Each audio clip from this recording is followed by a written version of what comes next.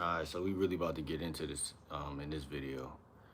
We got the cool thumbnail going. We got the title. We got everything where it need to be.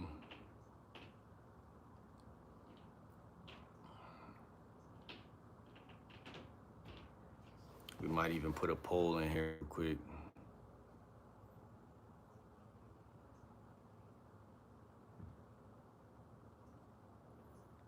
Um,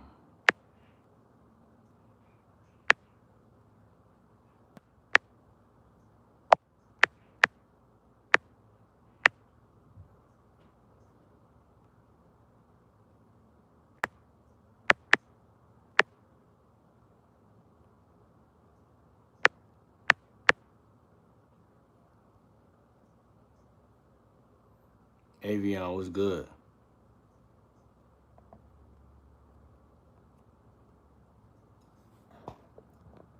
Hit that subscribe button, man.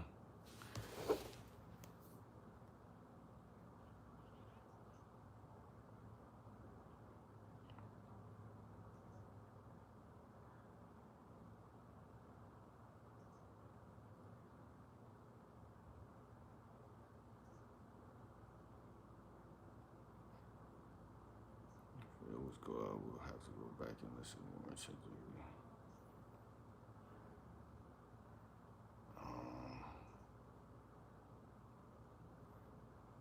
Let me see.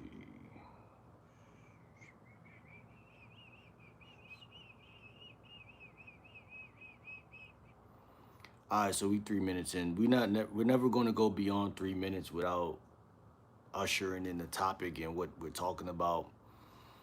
Um, so attraction doesn't require a sexual conversation. So most guys think that when they first think about women in their brain, when any given day, doesn't matter the day of the week, when they wake up, whatever, whenever they think about women, first thing they probably think about is dating coaches and something some dating coach told them to go say to women, and whether they should go direct or indirect or whatever they think. And as soon as they think that, they're probably not going to make a move. They're probably not going to do anything to really bring talking to women into their day-to-day life, because that's really what the goal is. You really want to bring talking to women into your everyday life. If you don't do that, you're always going to be doubting yourself. You're always going to have fear. You're always going to be like, um, you're always going to think there's more you could have did, less you could have did, something flyer you could have said. And then that's going to put you in a perpetual state of, I need a dating coach to tell me what to do, instead of just doing whatever you want to do and having women be attracted to you within you doing whatever you want to do. So let's get into this, man. Let's lock in on this topic.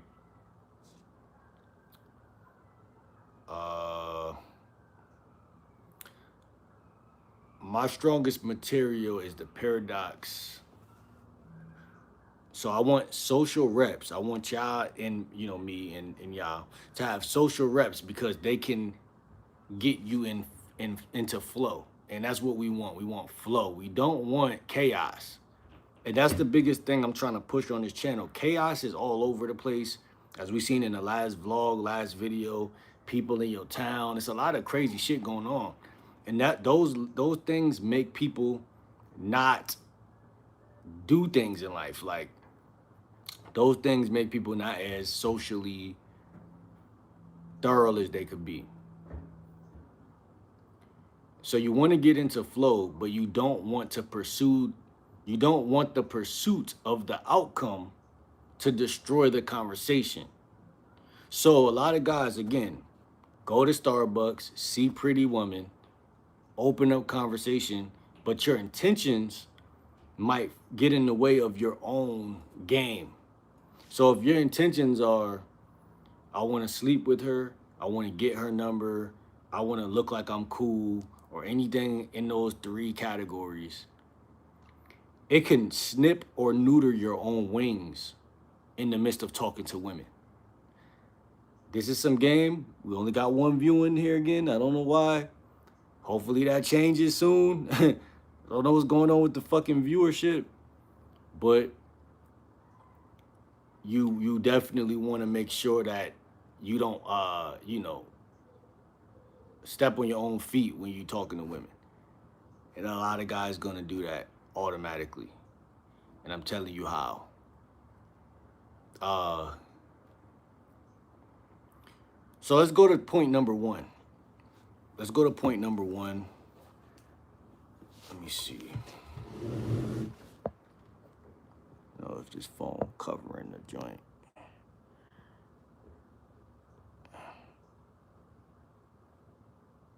So point number one is the conversation. So when y'all go meet women, y'all go see that there's women outside because that's exactly what the fuck they are. Um, you can go to any plaza in America and all these shit is fucking flooded with hoes. Number one is the conversation doesn't have to become sexual for attraction to be present, right? So this number talking point number one. The conversation doesn't have to become sexual for attraction to be present. This is a big common misconception because when you look up dating coaches and everything, if you go on YouTube and you type in this bullshit, everything's about picking up a woman or flirting or sexual tension or these different connotations or ideas. It make you feel like you're a loser if you just talk to a woman and then she walks away, or if you approach a woman and you don't get the number, or if the interaction looks anything different than what you see it to look like. That's what I'm saying. So there's many women in my days where I'm outside and I see them and we talk and that shit ain't going nowhere and I don't give a fuck. Like, it doesn't really matter. And it doesn't stop me from actually getting other women that are around. One doesn't have nothing to do with two. A doesn't have nothing to do with B. And I think most guys they think because they get rejected one time, it's the end of the world. A plane gonna fall out of the sky and fall on top of them, and their luck is bad, and everything is just bad because this one chick, even if it's two or three or four or five or 10, it doesn't really matter.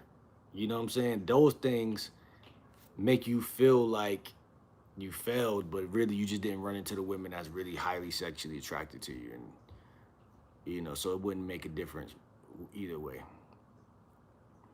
Number two, attraction doesn't disappear. Eli, what's so funny, bro? Number two, attraction doesn't disappear just because two people are having a completely normal conversation. So another misconception is that people, first of all, here's the difference, right? You got guy A, he doesn't have a roster at all. You got guy B, he at least have some women on his roster. Guy B,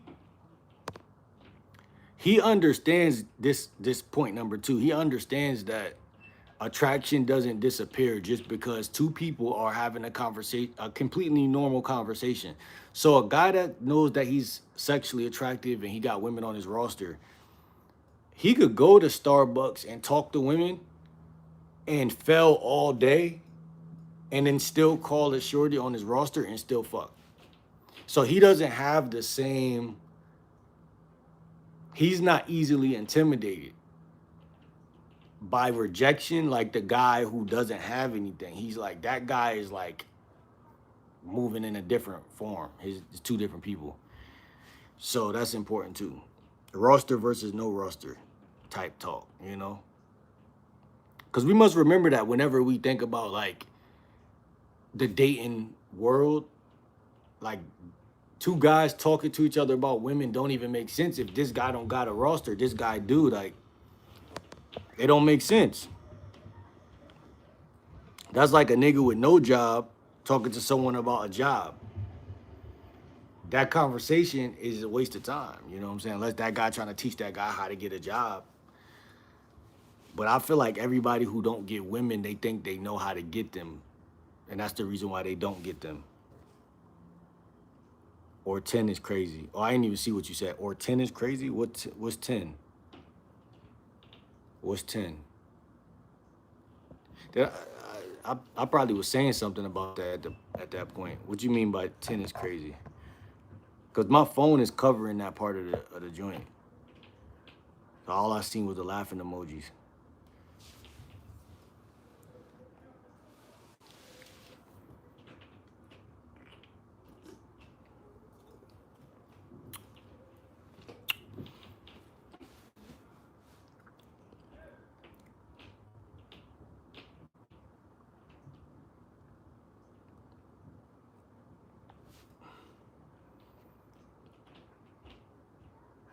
While Eli tell us what he meant by 10 is crazy, let's go to number 3.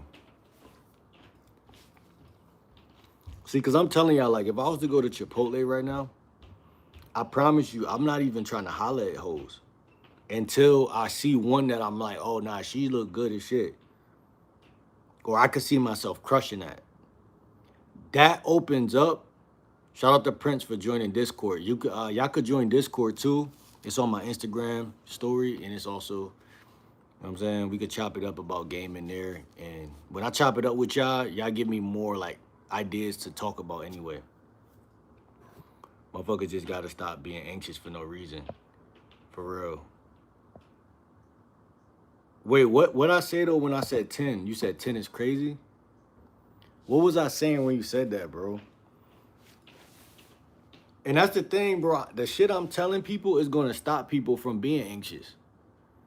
But that's why I feel like the devil hating on my content right now. Cause it's like, even though my shit, there's other dating coaches, but them niggas don't be saying nothing, I'm telling you.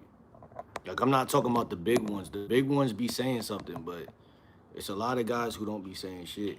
And people think I don't be saying shit, but really, I do. That's the crazy part. Especially this shit that I'm saying right now, because even the big dating coaches push when you go outside, you gotta build sexual tension. And what's good, P? You gotta build sexual tension, and you gotta what flirt. You gotta have mouthpiece, riz, blah blah blah blah. And what I'm basically saying in this video is you really don't gotta do that. Like, yes, your mouthpiece is gonna be 1 through 10. All right. No other man could tell you you don't got a mouthpiece because it's none of his fucking business anyway. Like, it's none of his business. Only the woman that you're talking to needs to feel that. So every man in the world could be like, yo, game like Will, I don't feel like he got no game, blah, blah, blah, blah. But when I'm talking to a bitch and she flirting back and she getting wet, then there's no fucking, I don't have to prove to a man that I just fucked this bitch and got her wet. You know what I'm saying? But on the internet, it's gassed up. Like, you gotta have a magical mouthpiece and shit.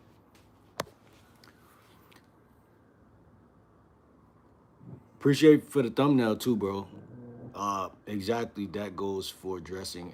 It goes for dressing as well. Exactly. Facts. Like, I just thought about that with this outfit. Like you said earlier, I thought about that. I'm like, yo.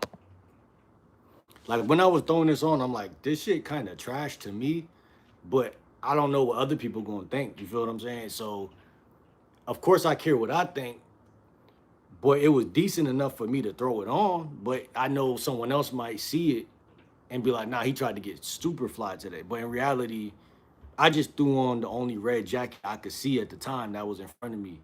Cause I knew I was gonna wear the Vans and the hat. But I'm like, you see what I'm saying? So you right. You know, it's no whatchamacallit. It's no whatchamacallit. It's no whatchamacallit.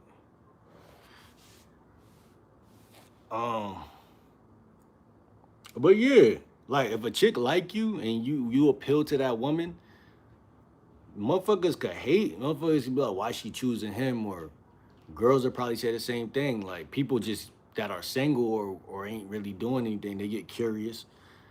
But it's none of their damn business, and I think that's the most important part. Like, because your game could really fuck up by you caring what people think, and that shit is crazy. That shit is absolutely crazy. She picturing you clothes off anyway. Exactly. That's facts. That's facts, bro. Uh, Number 4 is Wait, does that we only read number 2? Okay, number 3. A man can talk to a woman like a human while wait, a human being. A man could talk to a woman like a human being while still being aware that she's attractive. See, this is probably the toughest point in this fucking video already, because I watch a lot of content myself, and I be seeing some fine shit, and I be like wondering why certain other niggas like be around a fine ass bitch, and I be trying to like pick their brain without obviously picking their brain, but I be like, is this guy not talking to her because he don't got no game, or is he not talking to her because he's in control of his you know, he has self control? That question pops up in my head a lot with all guys. Pause, because I'm always thinking like, because with me, I feel like even in middle school, I was naturally flirting with women just off of just for nothing. You know what I'm saying? I feel like I was doing that shit just naturally. I feel like I was doing that shit naturally. He probably cooling it for real. Like I said, y'all get more bad bitches with feet. Oh yeah, you said he probably just cooling it for real. Nah, but bro, it's a lineage of it's a lineage. It's I know these niggas will fuck if they could, cause like streamers got the baddest bitches probably out of besides strippers, and like not even baddest bitches, but like just bitches that's kind of easy too. Like they think like niggas in a way. Pause. They just want to chill, eat food, and get crushed.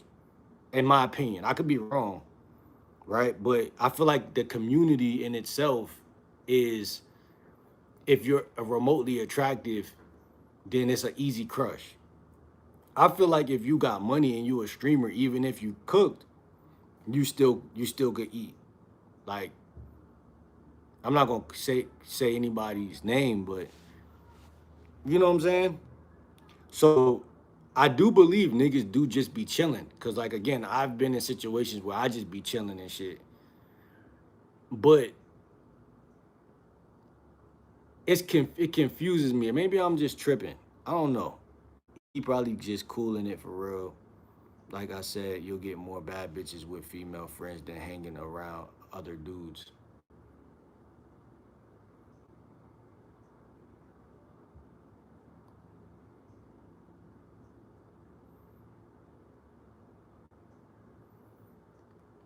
I think me personally, yeah, my I think my life might just be different because I'm not in that community of people right now. Uh, and I live in a small town. Like you feel me? My life might just be different, but even back then, though, even when I was in Job Corps, I seen it was niggas that I was cool with, and they was cool with chicks, and I'm like, but I know you like these bitches. Not only do I know you like them, but not only do I know you like them, but the girl kind of knows. So this is where that whole friend zone shit come in. You see what I'm saying? This is where that whole friend zone shit come in, because it's like it's confusing, bro. Like name one guy that you know that does streams that just chill with women. Playboy Max don't just be just chilling with women. Kai don't just be just chilling with women.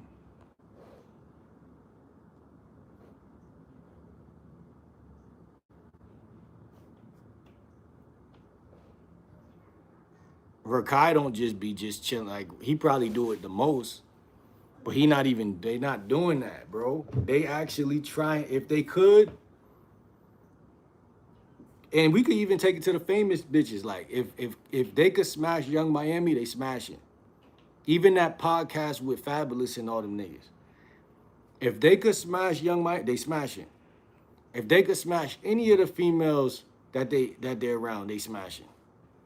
So let's chop it up, Eli, about that shit. Cause I don't disagree about the female friend thing. I can never disagree because I had a female friend growing up. She was some fine shit, and I never, like, we used to flirt, but it was never, you know, never crush. But it's like, if you think you the shit, like, I understand having female friends, but it's like, what you mean by like just chilling, like just chilling, like, cause I'm trying to think back to my like like not childhood, but like high school shit, and I think like it wasn't like that for me, bro. Can't even lie. But I did have bros who was doing that shit.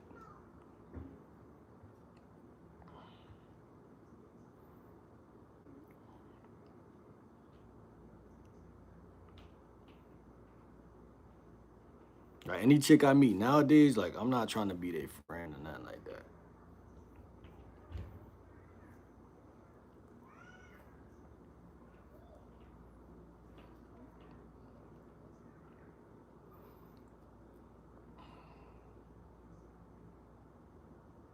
So number three was a man can talk to a woman like a human being while still being aware that she's attractive. That's facts. But it's just like from what I see, a lot of chicks that's attractive, like if I go to Starbucks right now or Chipotle or some shit, if they're attractive, usually they got a life already. This is what my perspective. Usually the attractive women have a life. Even the unattractive women have a life. In terms of like going to work or having like a friend or two or something. They got something going on where it's none of my business what they got going on. I'm not like going to like be like, oh, what's up, Bianca? Like if I meet a chick in my neighborhood, what's up, Bianca? And like I am actively trying to like sync up with her reality as a friend. Like I don't understand how niggas do that. Yeah, it's gonna always confuse me, bro. Just being honest, that shit's confusing, bro.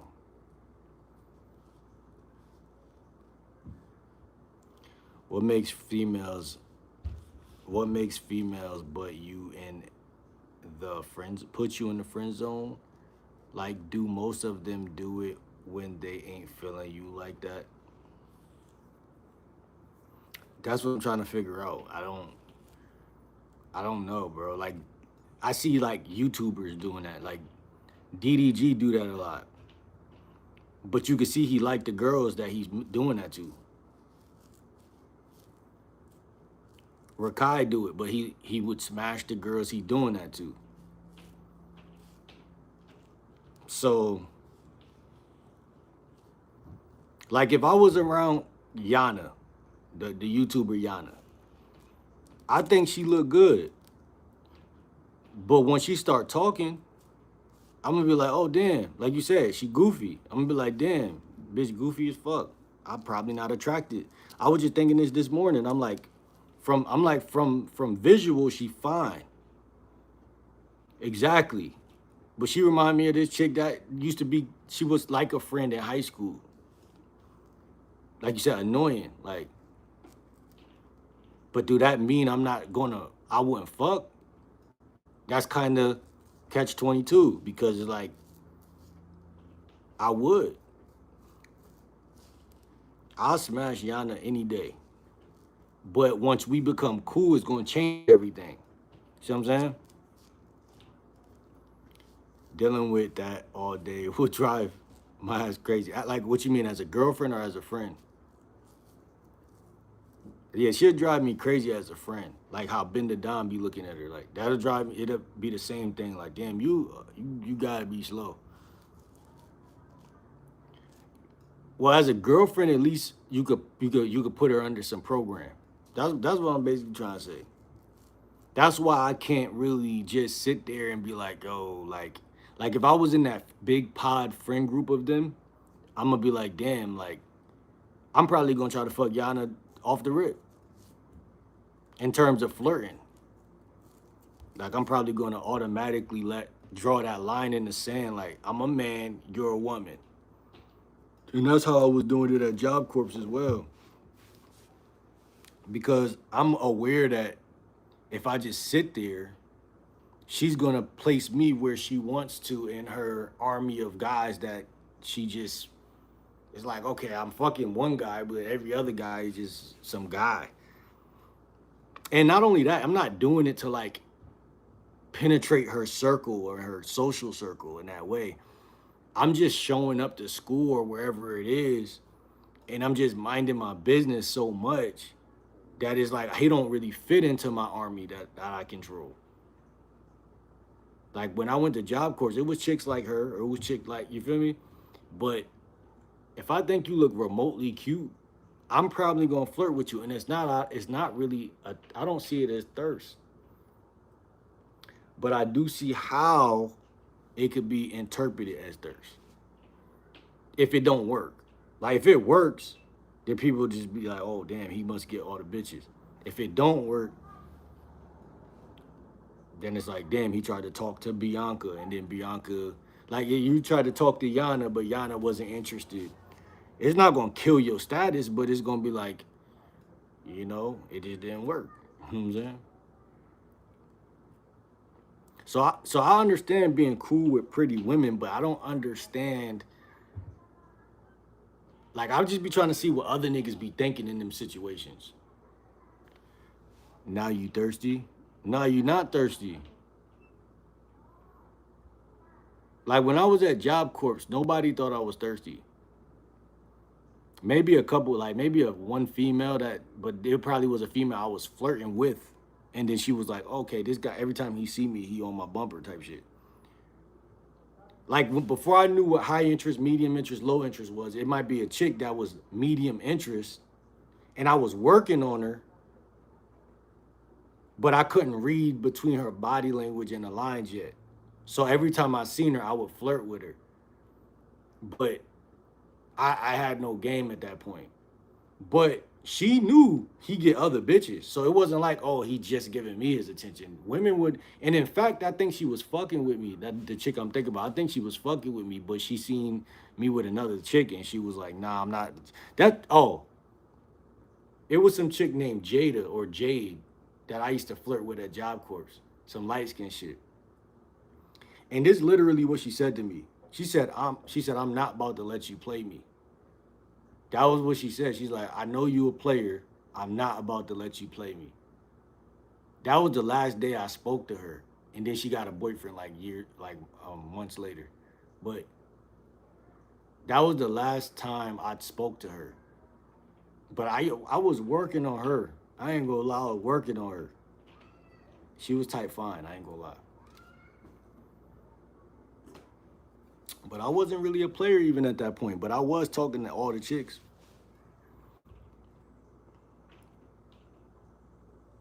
I'd rather get rejected than not know what could have happened. And again, like if I meet a random chick at a store and she's walking by herself, you get rejected, you walk away, no one knows you got rejected, don't matter. But if you're in the fucking Clover House or some shit with Yana, I don't see. I'm the type of nigga I don't give a fuck.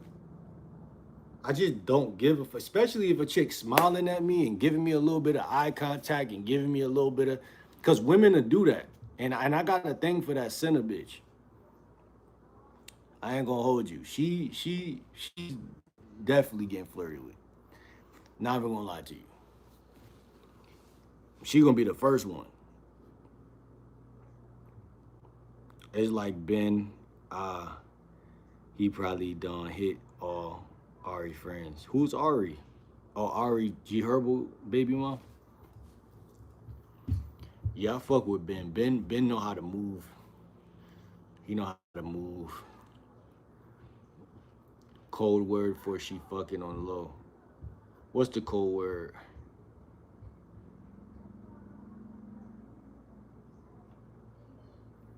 Man, that eye contact hit different.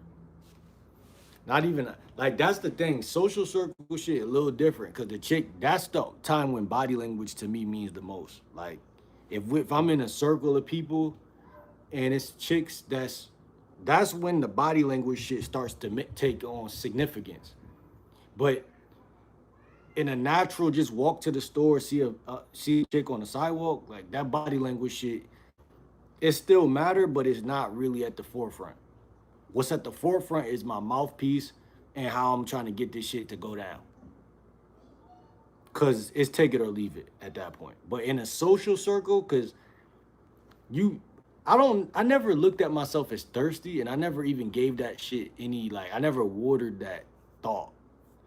But I do see how if your homie or somebody bring chicks around, like if Kai Cenat's your homie and he brings what you call it around, you don't push up. Like I never been that guy. I'm not gonna push up just cause it's a bitch there.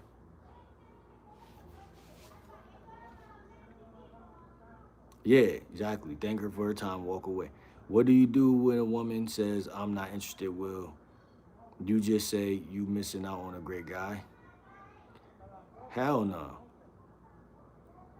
I don't tell her nothing. There ain't nothing to say, bro. Like you said, walk away. Have a good day. You know, all right, have a good day. All right, it ain't much energy behind. It ain't nothing really there. Uh, it's nothing there. Men are builders. I like stuff I could build on. If you don't give me nothing I could build on, then I'll go talk to somebody who wants to build. That's just how I think. Like I could read a message. Y'all probably gonna laugh if y'all see this shit on Facebook. Inbox this chick yesterday. Um, like I will stop writing you.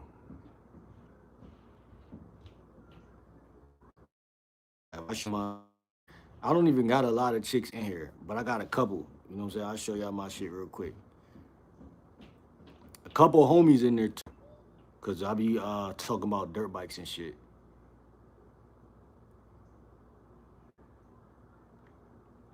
Man, a couple white chicks in this motherfucker.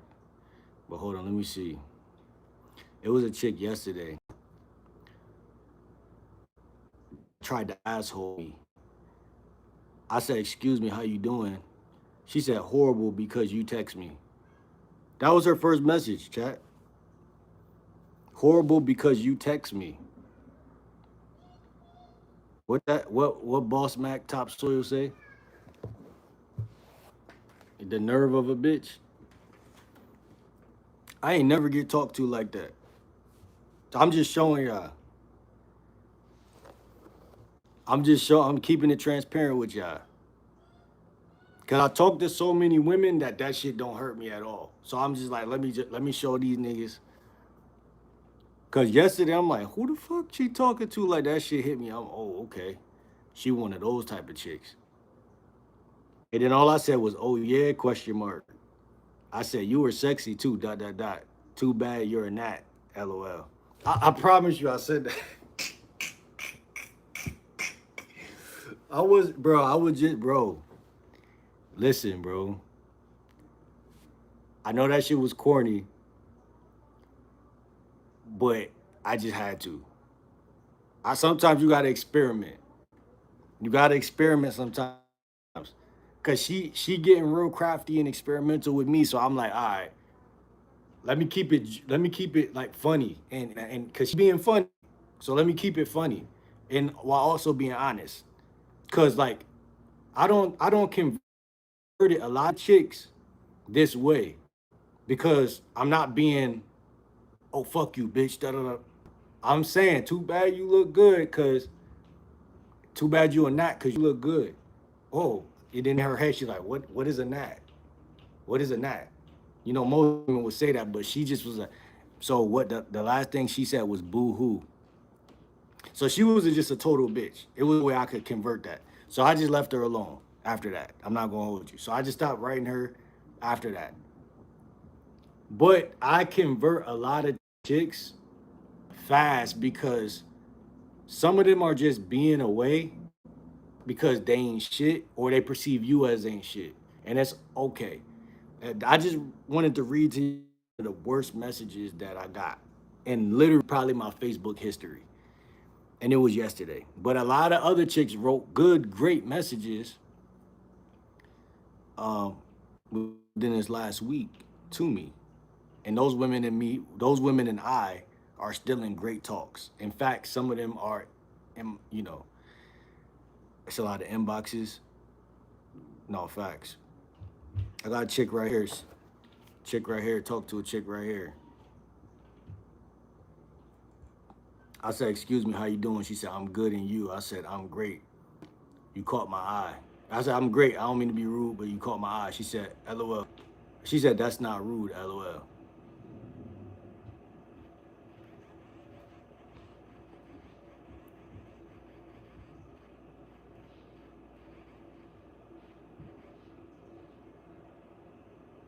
I just gave her my number. It's that simple. This is just Facebook. This is not even Facebook dating. I got other chicks on Facebook dating. I got a chick on Facebook dating right now that's trying to literally come over. Like I could show y'all them messages too. For people who watch my content and be thinking I'm capping, look, she just said, "Yeah, I don't be on this Facebook." The chick I just texted just said that back that fast. Look, chick right here. I'm gonna read all of our shit starting on August 13th. Nah, some other shit. We was texting further back. Okay, here it go. "Excuse me, how you doing?" "Good, how about you?" "I'm great. Text me. I'm hardly on here." That's it. That's it. But with her it was different because she said my phone broken.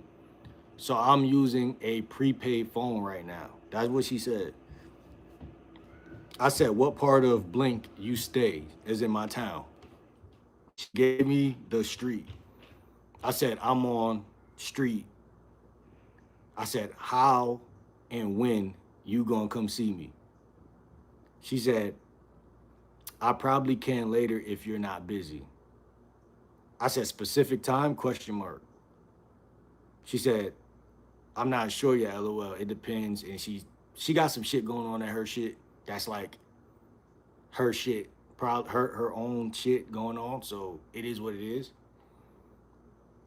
So like the next day, "What you doing? Come through." She, "Where you at?" It's just constantly these logistics that we doing. We've been doing this for the last 3 days, but mind you, I fall asleep at 5, like in the middle of the day. So I gotta keep telling her, like, "Yo, like, come now, because if you don't come now, I'm gonna be waking up at 3 or 4 in the morning, and by that time it's the next day." And so, like just yesterday, she told me, what she said?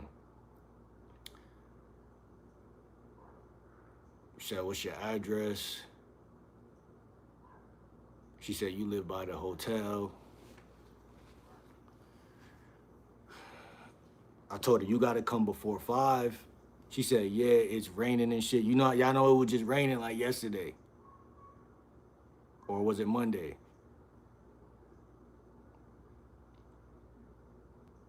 She said, "Yeah, I'm going to." Look, this was what's today? Tuesday. This was Monday. She said, I said it been stopped, but tomorrow might be better. She said, "Yeah, I'm going to Stop and Shop to get some things anyway, so I might stop by. That's okay with you?" I said, "We need a better way to communicate, LOL. I don't be notified when you text. What time though?" Look, 12 in the morning yesterday. She said, "You up?" Cause I be falling asleep at 5 or 7, in between like 5, 7 p.m. My sleeping pattern so bad that it just that's when you supposed to be hitting them up 2 a.m. I be sleep, man. I when I get like a dirt bike or something, the type of content y'all gonna get is gonna be so crazy. It's gonna be so crazy. Y'all gonna be getting like middle of the night content and shit, like fire shit. We stacking up right now for that.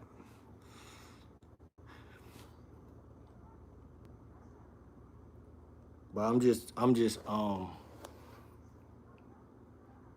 like the chick gotta pull up when I tell her to pull up, man. Like if she don't pull up when I tell her to pull up, then it's not gonna work with a lot of time until nigga it really in a better situation.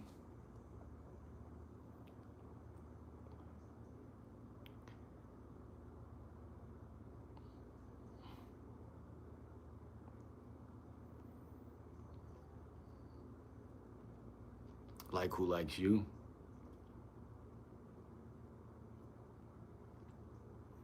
I would have told her you must need some dick, huh? Now that would have been cool. Just to open her up, see what she got to say to that.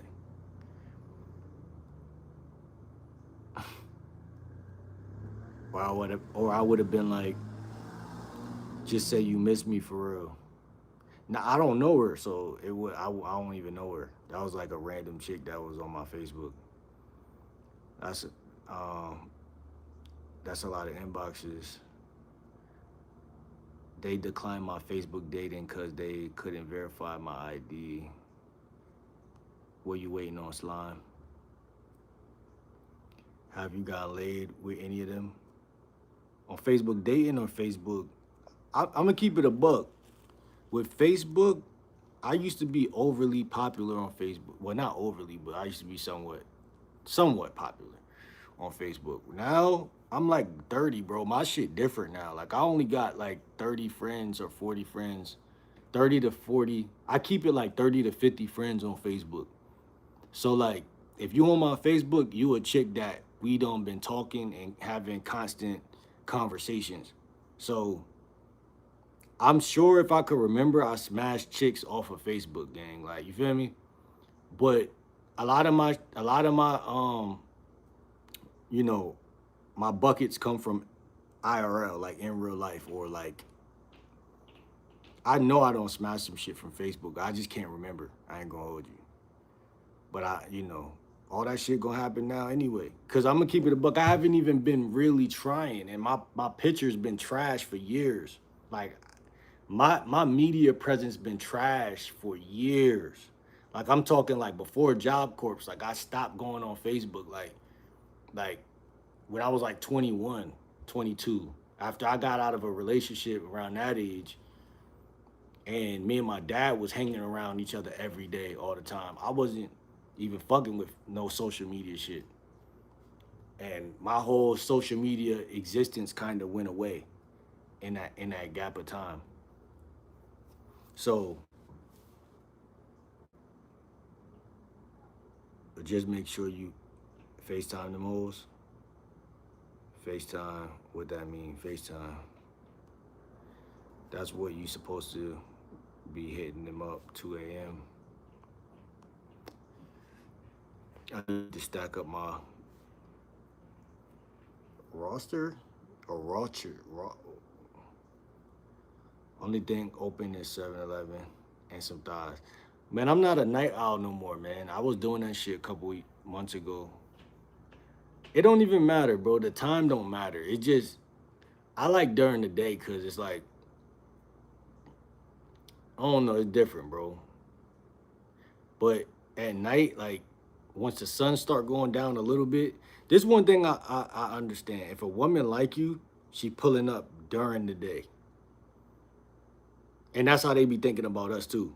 Like they be thinking that like if he really like me, then he gonna hit me up, you know, almost sporadically. If put it like that, like almost sporadically. Because remember, like if you really pee, then you got set times and shit like that you like to get shit popping. But like nothing wrong with the nighttime. Like I know a lot of guys they do the whole getting liquor and setting it up a certain type of way. With me, I like spontaneity a little bit with it because it just feel more organic, more real to me. Um, like if I'm talking to a chick, I might tell her like usually a chick will say, "What you doing?" You're like, oh, like I've just left this place or I'm over here at this place. A chick could give you a little hint, like, oh, I love that place, or a chick could give you a hint to let you know, like, because women want you to take them out sometimes. Some women want to be taken out, some women just want to come over. So you gotta always part those two different seas, like the sea of women that want to come over and the sea of women that want to see you. And you gotta do what you could do with that information, because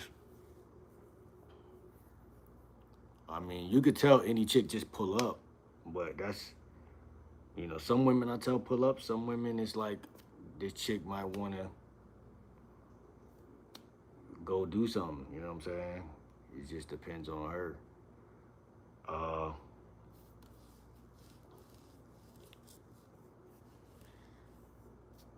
and that's the thing. I was saying this yesterday in the live. Like, people be on two different types of times. Like, that's important to know. Like, people be on different timelines. I'm not changing my timeline for no hoes. They got to get on my shit. They have to get on my timeline. Meaning, my sleeping pattern is so important to me that it's more important than the hoes. And it's not a joke. It's really more important, because by me getting good sleep, make me get more hoes. So if you can't fit in with what's going on, she got to go. And that's actually probably the best move I done made this year, is getting more sleep and just making more approaches and letting the chips fall where they may. Because if a chick really like you, she locking in with you. She not letting you go. It don't matter what time it is, what side of town you from. You know what I'm saying?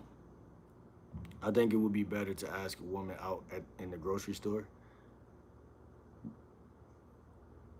What you mean?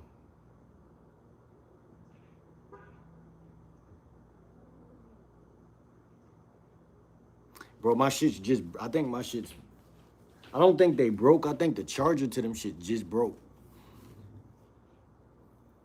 I promise you. Promise you.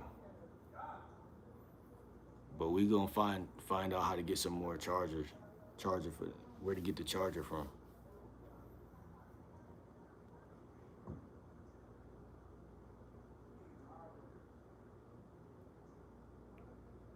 You ask a woman out where you see attraction at. What you mean? You ask a woman out where you see attraction at.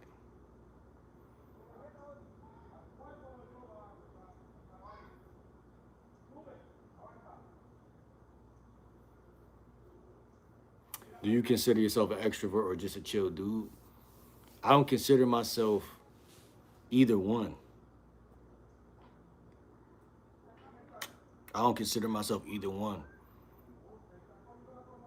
Cause when I go outside, I'm just like anything else in nature. I'm outside. I'm looking at myself as a person.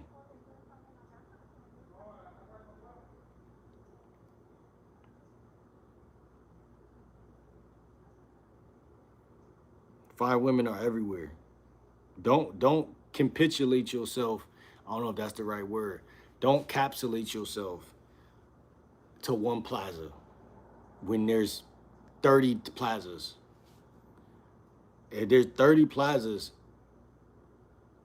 around you, don't do that. You know what I'm saying? It's 30, it's a lot of plazas.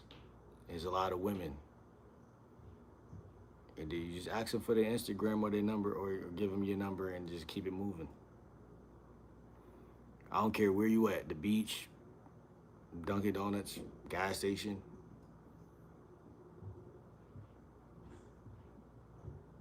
Yeah, I don't consider myself introvert or extrovert, because a human being is capable of either or. When you label yourself, you're basically saying other people would think I'm this, so I fit into this box because what other people would think about me.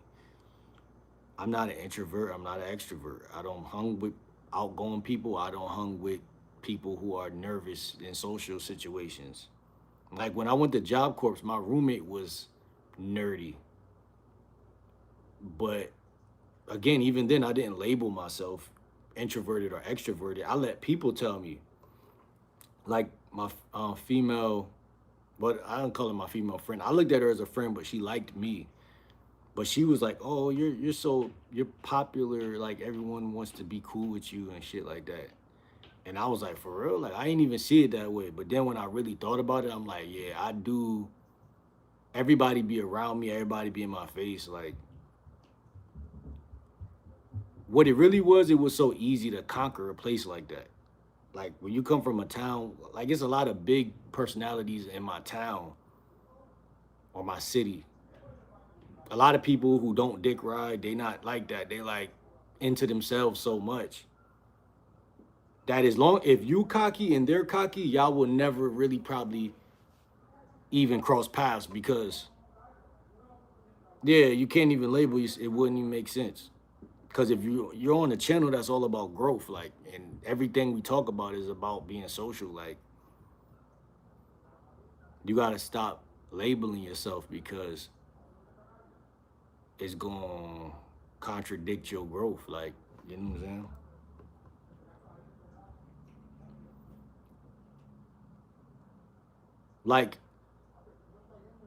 Like, let me ask y'all, what do y'all think I was at Job Corps? Like, what do y'all think I was out of introverted and extroverted? No facts. I never, ever, ever did that. But I want to ask y'all at Job Corps, what do y'all think I was?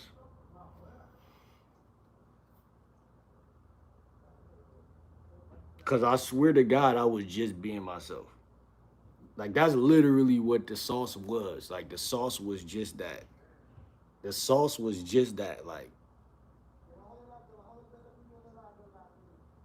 I swear to God, bro. Snow bunnies low key scare me though, but we all have fears.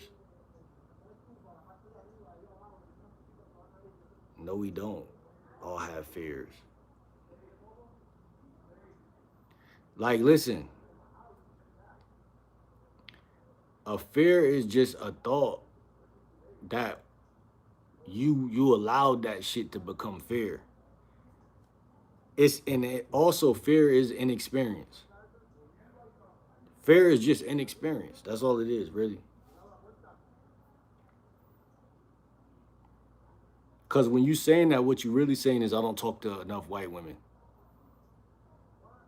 I don't talk to enough white women, or I don't feel worthy of white women or some shit. I don't know what you trying to say, but when you really talk to them enough, it's just a woman, just a woman, bro.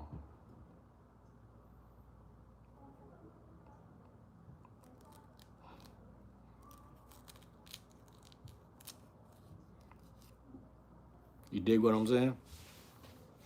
Her race does not change. I mean, it might change some things historically, but right now it's just the same shit.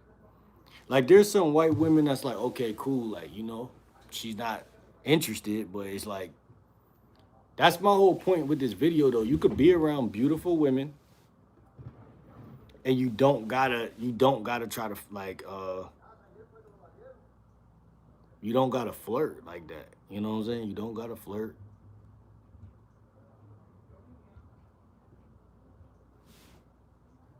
Now, let me get back to this motherfucking. You don't have to this is number 4. You don't have to constantly turn. Damn, what the fuck? Close this shit on them niggas. Hold on. They still probably could be heard, but you don't have to constantly turn her on to maintain attraction. That's number 4. So just think about this shit, fellas. A lot of guys fall into this major booby trap that I have to be so charismatic. I have to be so charming. I have to be so attractive. And in reality, like, I hate to put it this way, but in my life, I can't speak on other men's life in this area. I'm not gonna hold you. But like, and it go back to what you said about introvert, extrovert. Like, I'm not trying to be an extrovert. In fact, that wasn't the goal at all. Like, the goal was, let me go to class, let me mind my business, let me try to figure out this school shit. I didn't know what that shit was gonna be like. And whenever you go somewhere, you don't know what that day is gonna be like. You don't know what type of woman you're gonna run into. You don't know like a lot of things, and all you can do is just open up that conversation and talk and enjoy it. And I think that what I'm starting to learn is that most guys are not enjoying the conversations, because that's what I'm doing. I'm literally enjoying the conversations. Why am I enjoying the conversations? Because I'm interested in conversation. I'm interested in becoming a better conversationalist. You know what I'm saying? Every guy's not interested in that. So a lot of guys are gonna hit a blind spot where they're like, I don't know what to do. You know what I'm saying? Number 5, sometimes trying too hard to create sexual tension actually destroys the natural tension that was already there. So yeah, a lot of niggas don't know that. But once again, it's like, I don't, it's tricky, bro. It's tricky because like that's where that whole looks matter thing come from. Because a lot of guys think like, oh, if it was this guy would just naturally have natural sexual tension there with the chick, and then this guy has to kind of create um, that tension or whatever. It can be created, but it still shouldn't be forced, if that makes sense. Force and creation is kind of the same thing, but it's like you shouldn't have to force it, if that makes sense. Like, if that makes sense. I don't know if it makes sense or not, but number 6, the strongest flirtation can sometimes be underneath the conversation rather than inside the words. The strongest flirtation can sometimes be underneath the conversation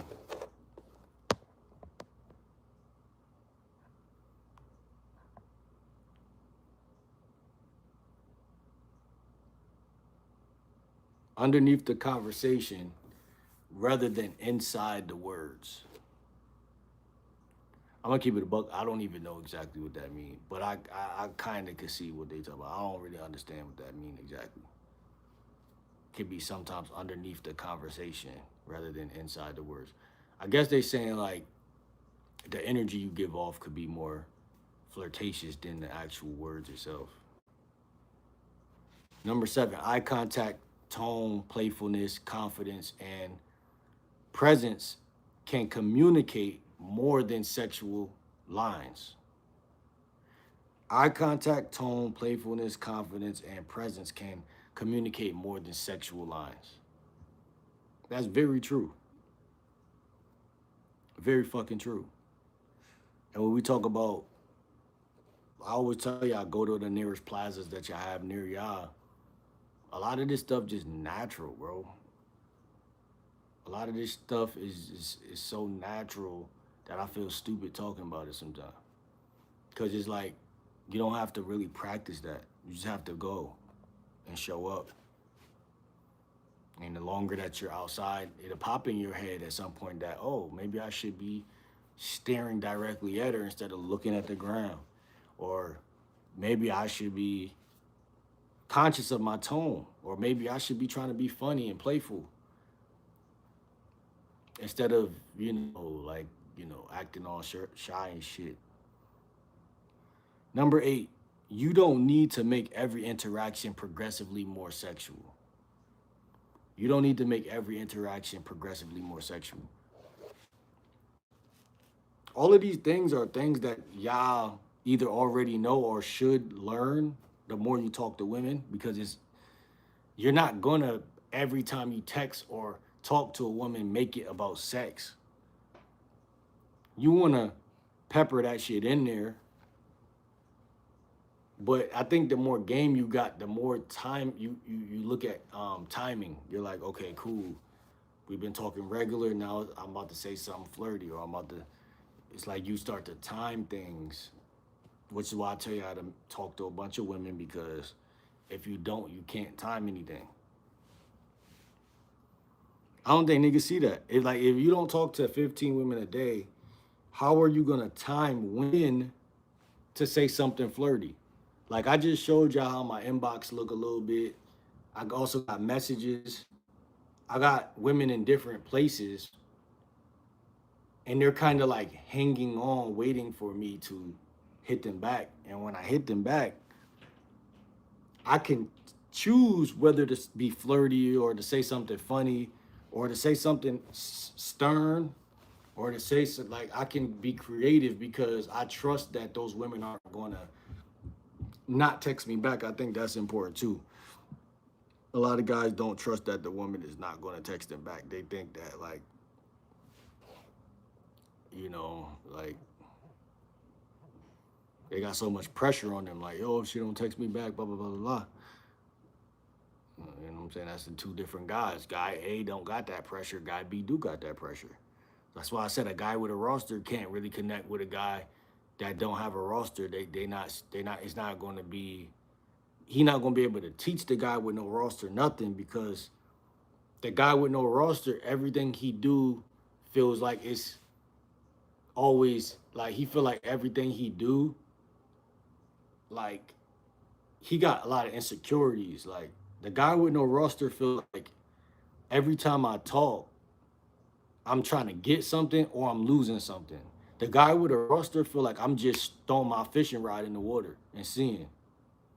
Like every time I go outside, I'm just throwing my fishing rod and seeing. Like, and the bitch could feel that. Like, even if she reject me, she could feel that he don't care. And that shit still make me more attractive than I would have been if I cared. About to go downtown. Talk to you later. All right, P. Shout out to P in the chat, man. See you later. I don't know what you're going. You out to talk to some hoes or something? Number 9, attraction can exist in the background while two people are talking about coffee, work, music, or some random shit. This is number 9. See, what I realized, like every dating coach make it seem like you gotta really be Mr. Like you gotta have this ultra like confident thing going on, and it's just not true. And it's spooky to me because a lot of guys, especially like I feel like guys who like women consider attractive, like they get more turned on by you not wanting them at all. So it's like trying to be smooth, make it seem like you want them, but try and like be like I don't care if this bitch die or jump off a bridge, is actually more masculine to them and actually more of a catch to them. So while you go to a like Starbucks or something and you talk to a chick and you're like, yeah, like the more you just chill and the more like you said you going downtown, if you go downtown, just take a deep breath, just enjoy the wind blowing back and forth and just chill. Everything don't gotta be, because you'll find that you're more social when you're just like not trying. But when you're trying, you actually collapse your social abilities. Because now you're trying and it becomes narrow. You become narrow minded. You can't really read the room and accept whether a chick don't like you or not. Like, you gotta be accepting all this shit. And that's how you have game. Because you could talk to a chick about work. You could talk about music. You could talk about some bullshit. Cause not only that, I could talk to one chick and then it'd be bullshit, and I could talk to the next chick and it'd be an approach. And then I could talk to another chick and it'd be about some bullshit and the approach. Like there's no one way to skin a cat. It's just you not showing up to that environment, which makes you a skinned cat, a cat that's been skinned. Let me go to number 10. The goal isn't to turn every woman on. The goal is to become comfortable expressing yourself around women. So the goal isn't to turn every woman on. And I tell you that all the time. You're not gonna do that anyway. You're not gonna now when I was at Job Corps, I felt like I turned on at least 90% of them. But it was because I was just being myself. And that happens these days too. Like I was downtown the other day as well. You can master any environment by just chilling, bro. You can master the environment by not wanting anything. Or say I see one chick, yeah, I'm gonna talk to her. But what I'm not gonna do is seek validation from the whole room as if for me to know whether or not to talk to somebody. I think that's where guys are shooting themselves in the foot, and when they do that shit.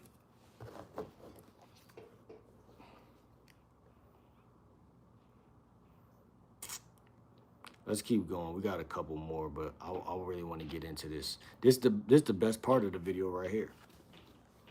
So I wanted to talk about the GL Dub conversation style.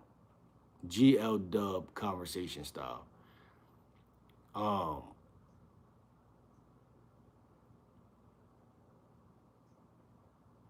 so this is my evolving conversation style because I'm working on my own shit too. Number 11, your natural conversation style seems to evolve while you're talking instead of following a predetermined script. So a lot of guys are like me. They talk and they're not really on a script. And that could become like a dead end in many conversations, which is why most guys would rather either use a script or they'll rather just freestyle the whole time. And then they end up like, damn, I never got a chance to tell her I liked her or to come over. Like, I never got a chance to give her directions on what I wanted to do. And it left you in this murky territory. Let's go to number 12. You can start with one subject and originally discover another subject through what the person says. So if I'm talking to a chick about, do you like the coffee here? What's your favorite coffee? She might ignore me. If you really wanted to be a thirst bucket, you could take the fact that she's ignoring you and say something about that. But we're not gonna go with that one. We're gonna say she said something, at least something. I usually just get a mocha choca with extra fucking creamers or some shit. So again, you could start with one subject, coffee, and originally discover another subject through what the person says. Most guys, what one of the biggest reasons they might fuck up is trying to be perfect. They're like, I gotta say, appreciate that. Like, they're like, I gotta say X amount of things about per topic. If I'm talking about coffee, that's one topic.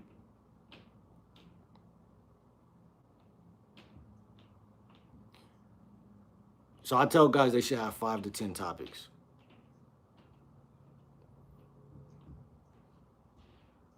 Coffee, weather, her I ain't gonna say her outfit or some shit like that. But some people like to talk about outfits and shit. But say you got 5 topics. How long should it take you to go from coffee to talking about the weather? It doesn't matter the topic, it matters how you're talking to her.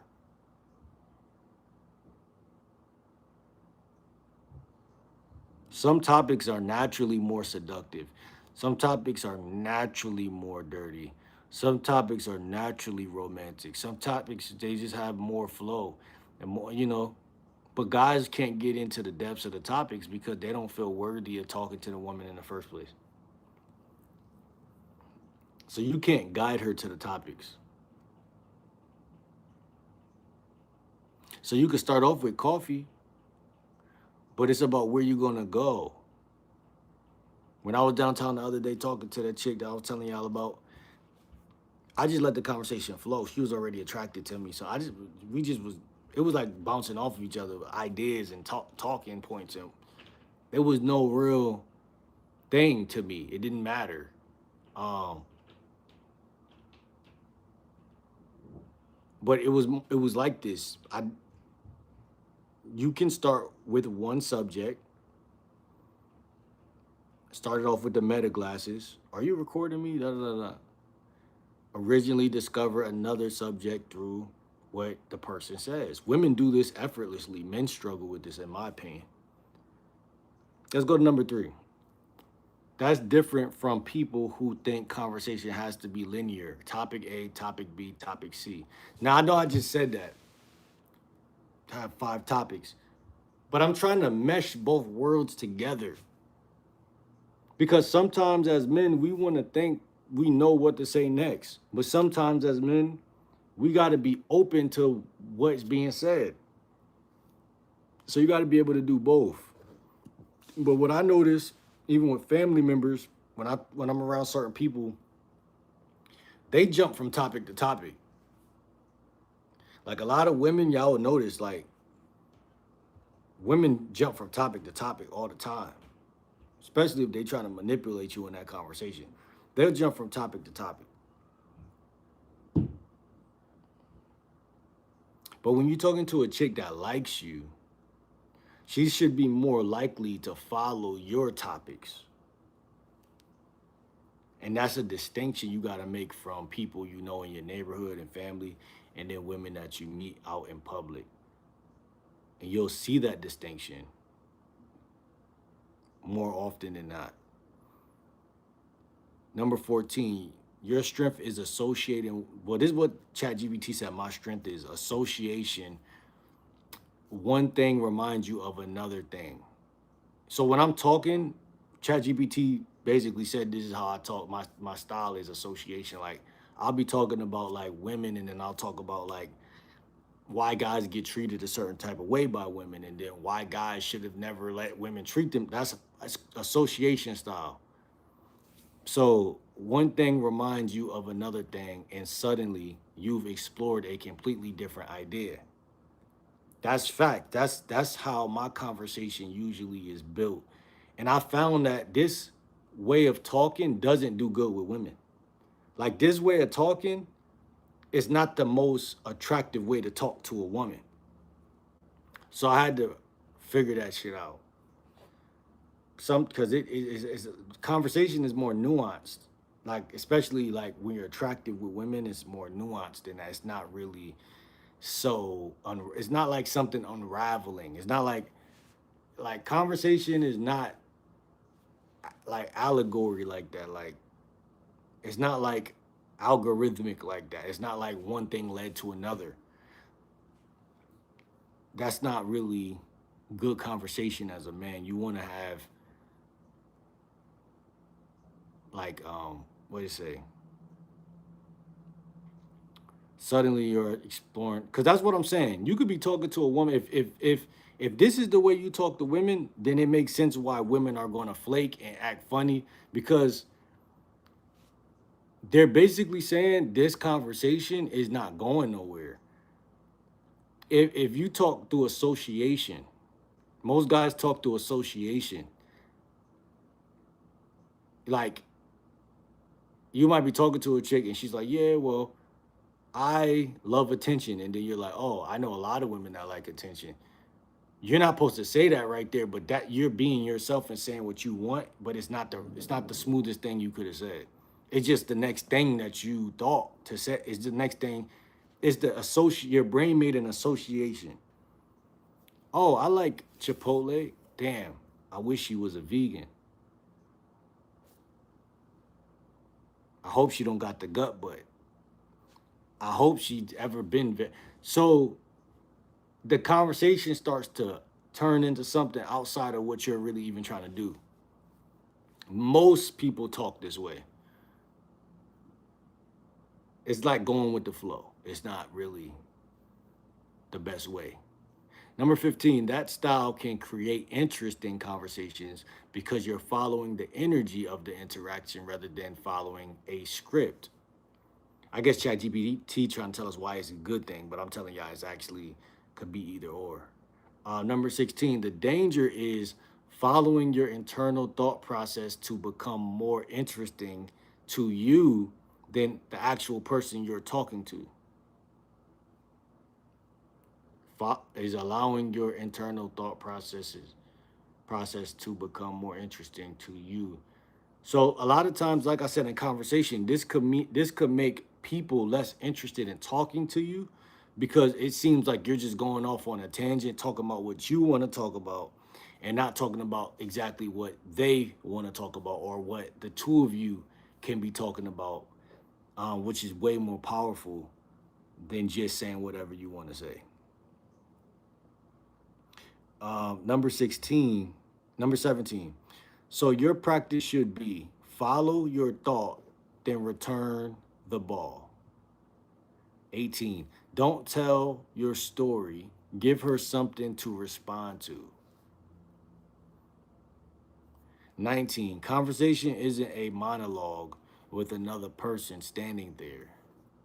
20. A good conversationalist can wander without getting completely lost. No, facts. That's facts.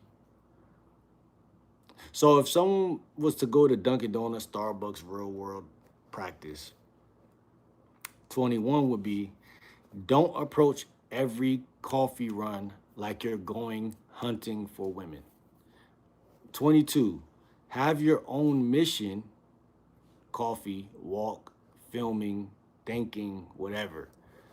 23, women become part of your environment instead of becoming the entire purpose of your environment.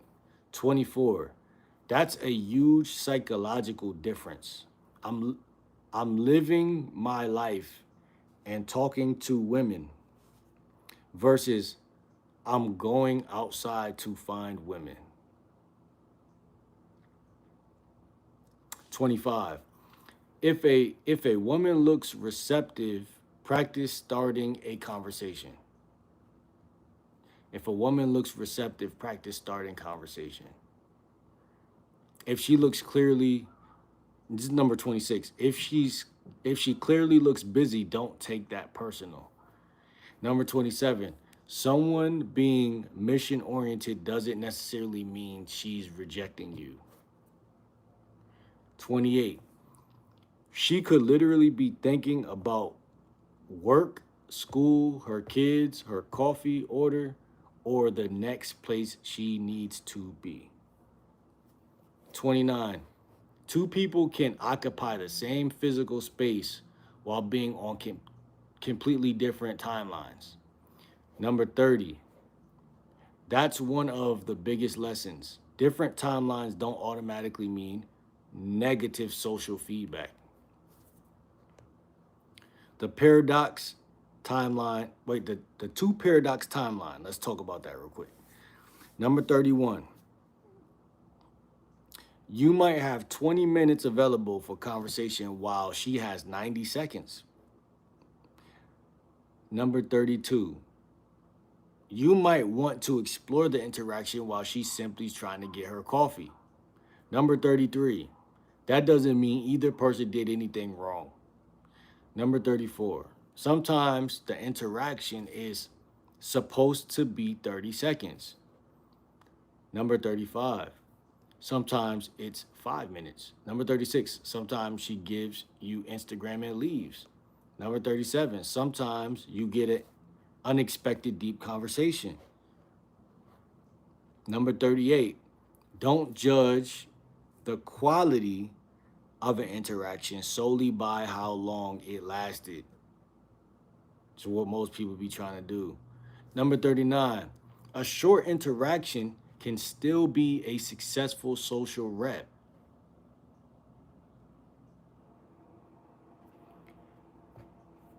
Number 40, but it's okay to think, damn, I would have liked to talk to her longer.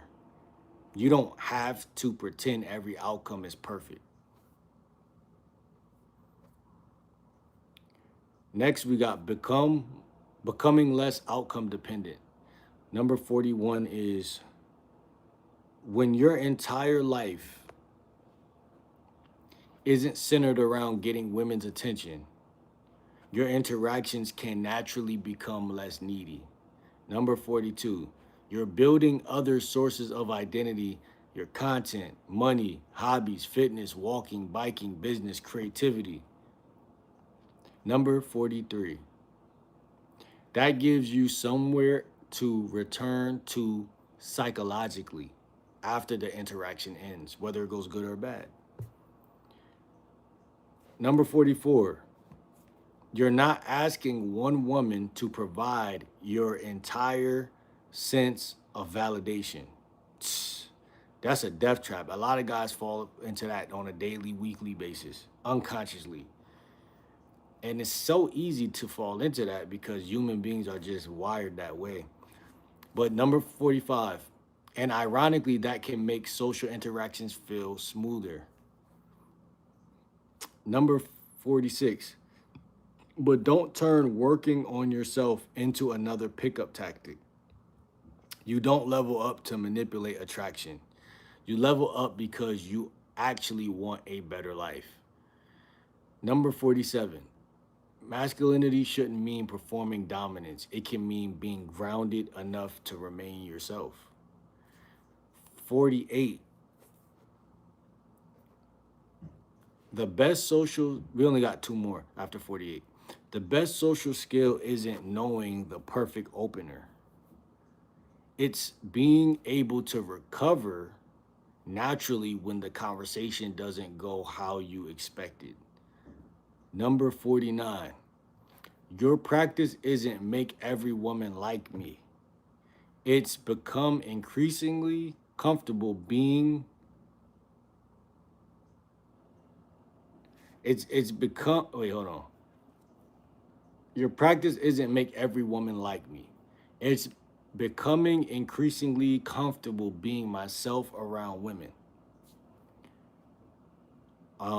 Number 50, and eventually the interaction stops feeling like man versus woman and starts feeling like two people discovering whether they enjoy each other's company. I'm not teaching men how to manipulate women. I'm teaching men how to become better communicators.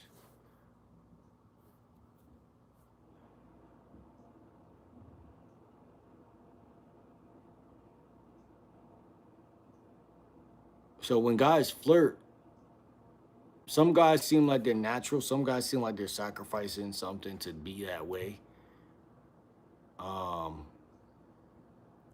why some men become over sexual, why some become eagerly agreeable, why some become interviewers, why some become performers, and why the most socially comfortable guys can simply remain themselves while attraction exists in the background. Coffee examples are perfect because it's practical. You're walking into Dunkin' Donuts, Starbucks, or wherever you're going anyway. You're not building your entire day around getting a woman's attention. You're practicing being socially available while remaining on your own timeline. That gives you a very strong, you know, what you call it. Um, Stop trying to flirt, learn how to talk. That alone could generate a lot of discussion. I think that's a big issue though. Like, obviously, flirting is something you could do and it'll work. But I think just being aware of what type of conversationalist you are. Like, let me ask again, ChatGPT. So, what type of conversationalist do you say I am again? Associative. It says, based on how you described yourself, I'd call your style an associative, evolving conversationalist. More specifically, associative, it means one idea naturally reminds you of another. So you make connections between topics. When I think about myself, I say, damn, that's genuinely how I think. And that's genuinely how I talk. And like, even right now, I'm doing it right now. But I didn't know I was doing that. But that's what I was doing. Evolving, you don't necessarily know where the conversation will end when it starts. The subject develops while you're talking. Yeah.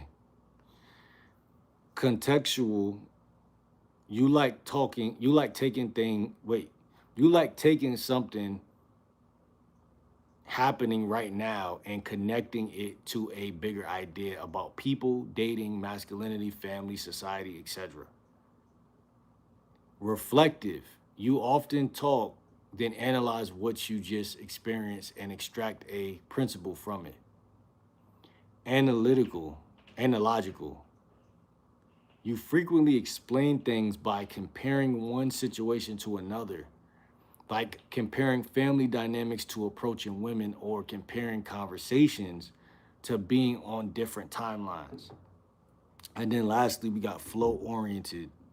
You seem to value maintaining the momentum of the interaction more rigidly.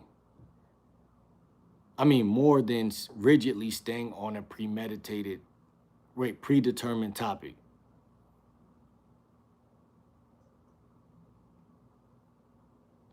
And that's another thing y'all guys got to realize. When you're talking to women, how long do these women stay on that topic that you brought up? Like, if you bring something up and it clearly has to do with romance or y'all two getting together, if she changed the topic with before you do or like generally fast, that to me that's very insightful information. Like, the simplest label I'd use for your content is the associative conversationalist.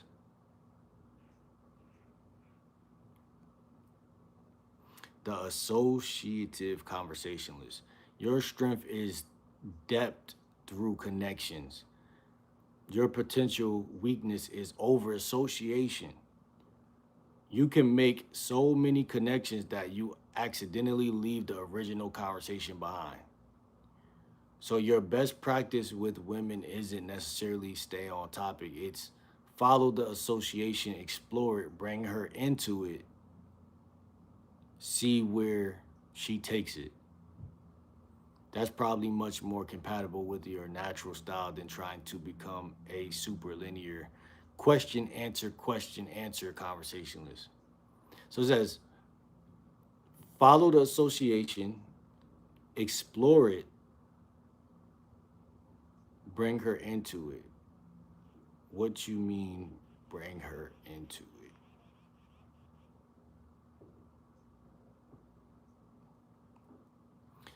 I mean, don't let your associative thinking become a solo performance. Say you're talking to a woman at Starbucks. Her, I'm just grabbing coffee before work. Your brain might go coffee, work, routines, your own routine, YouTube, masculinity, dating, social, flow. That sounds like a bubble of themes that I might use. That's your associative style. Bring her into it means instead of making the that whole mental journey yourself, use the connection to give her an opening. For example, her, I'm grabbing coffee before work. You, you seem like you're definitely on a mission. What do you do? I like that because it's casual and it's not going too deep yet. Now she gives you something. Her, I work at a school. Your brain might connect that to something you've experienced. Instead of immediately launching into your own story, you could say, oh, so you're one of those who actually likes dealing with kids? Now she's got something to react to. Then maybe she says she loves working with kids. You tell a related story. She asks she asks you something. You follow that. Another association happens. That's the back and forth.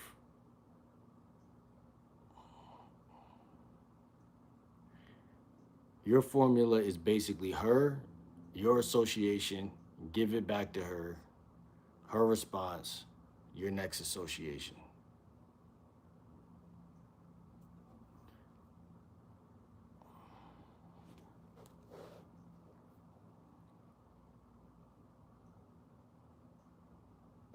Let me see.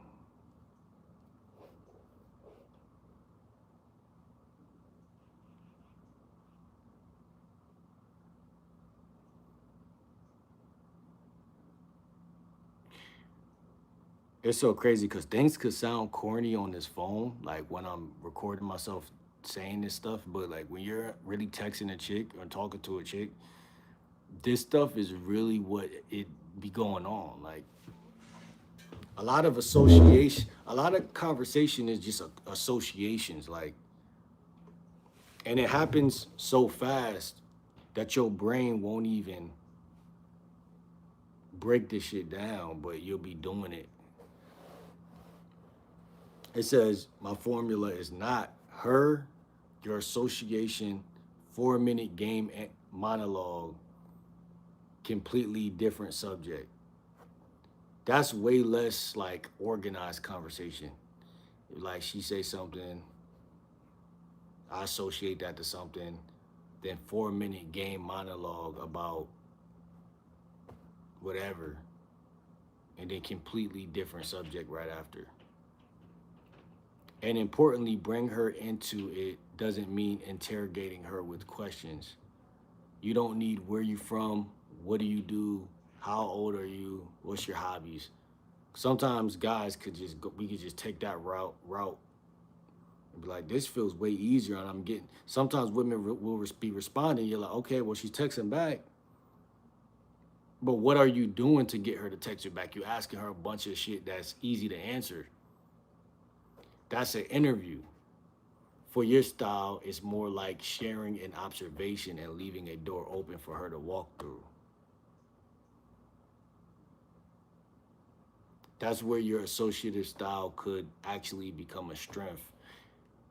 You're constantly giving the conversation new doors rather than forcing it down one predetermined path. I'm gonna say what you mean doors.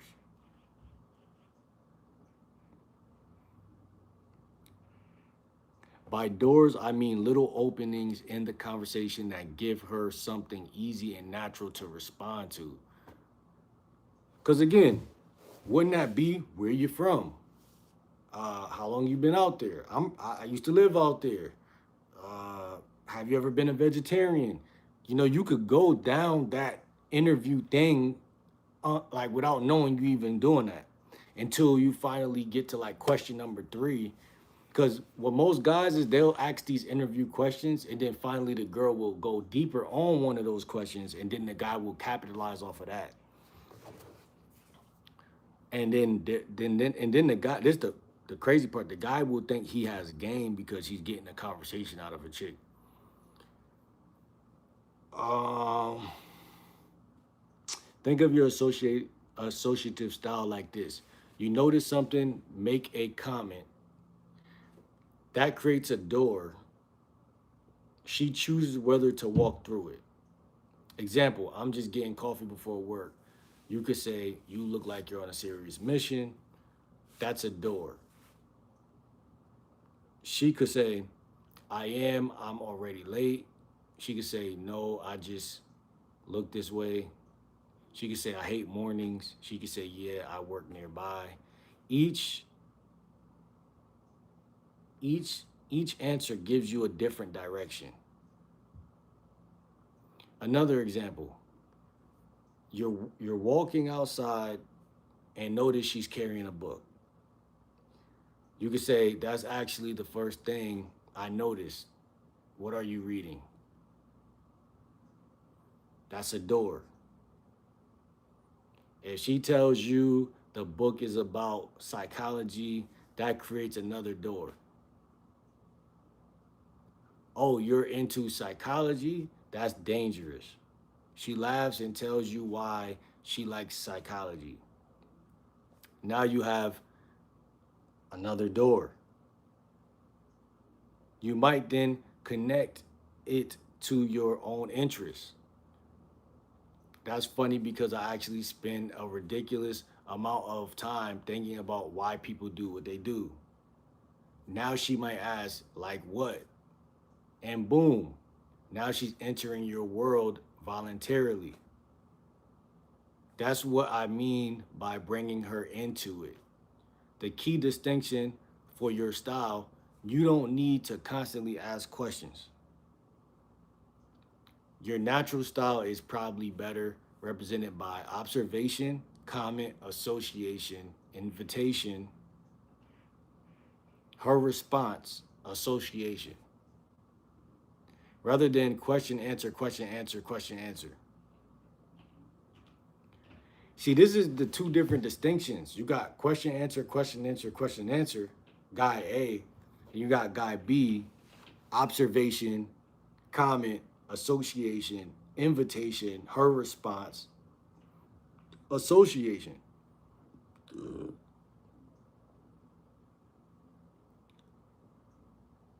And it's like guys don't even think that way. So how at what point do they start?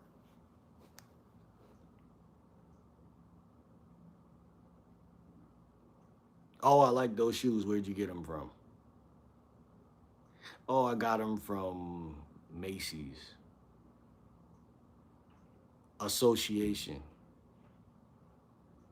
You associate that Macy's with something. Invitation, a door for her to walk through. Her response, and then another association.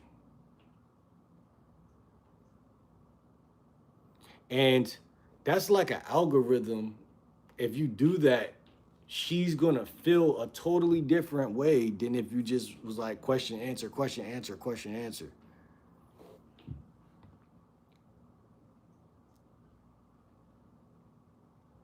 And it fits perfectly with what we were talking about earlier. You can be attracted to her without making the entire conversation about attraction.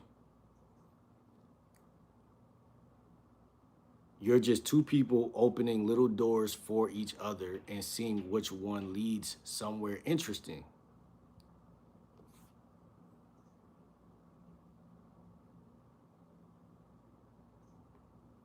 Hold on.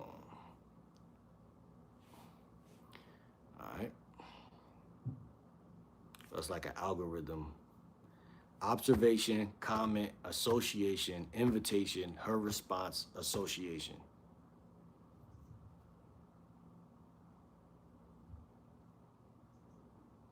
It's a totally different way of thinking when you see something you want than just going up and keeping it so simple all the time.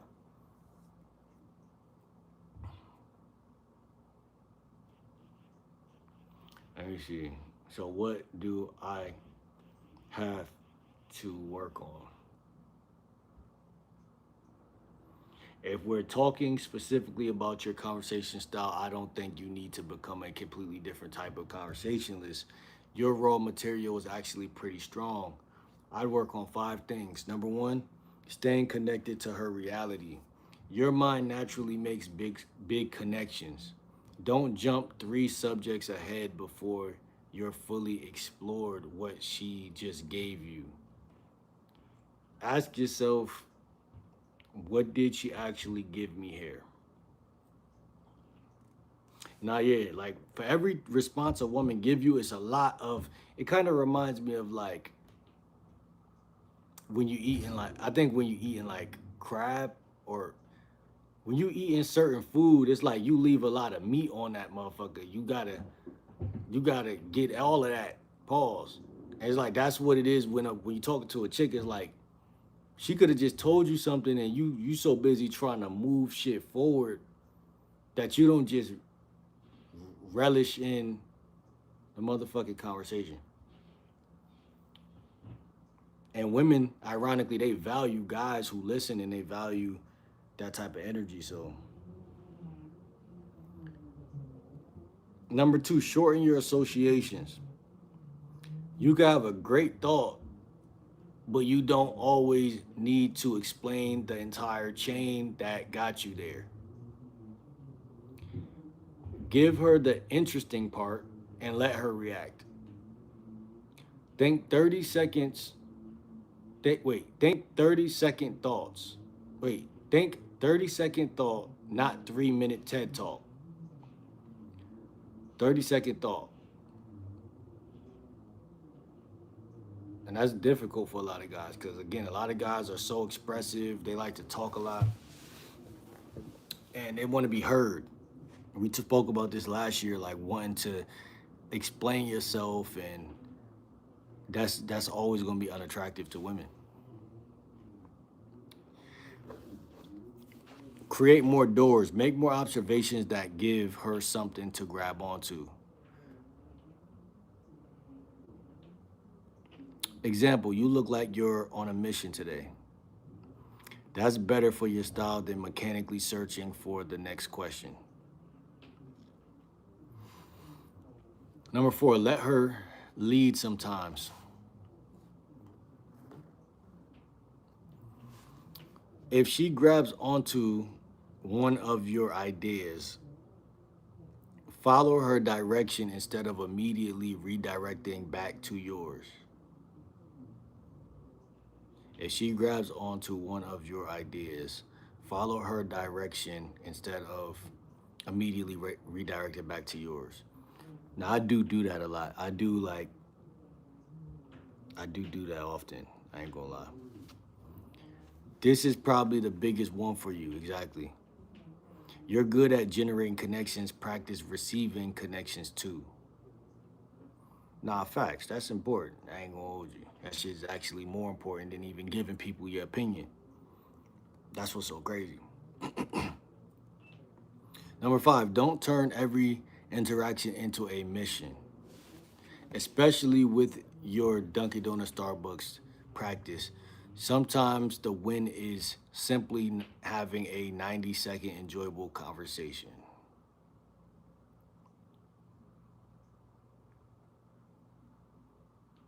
Sometimes you get Instagram, sometimes you don't. Sometimes you meet someone who wants to keep talking.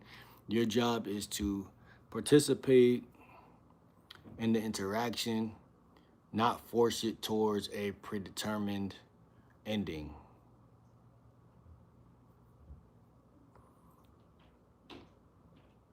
Your personal conversational mantra: follow the thought, but don't abandon the person.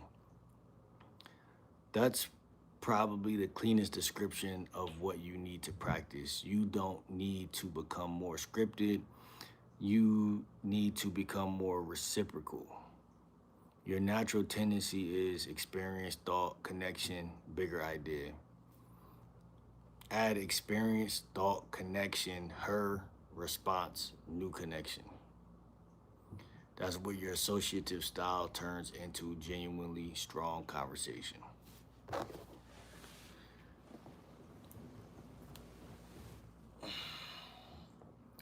A lot of this stuff you could listen to, you could do all of this stuff and walk away from this stuff and feel like you didn't learn anything. When it comes to this conversation stuff, you got to be very tactical about this shit. You got to be very tactical about this shit. You can walk away from this shit and be like, damn, what the fuck? What was I even just learning right now? You could walk away from this and be like, what was I even just learning right now?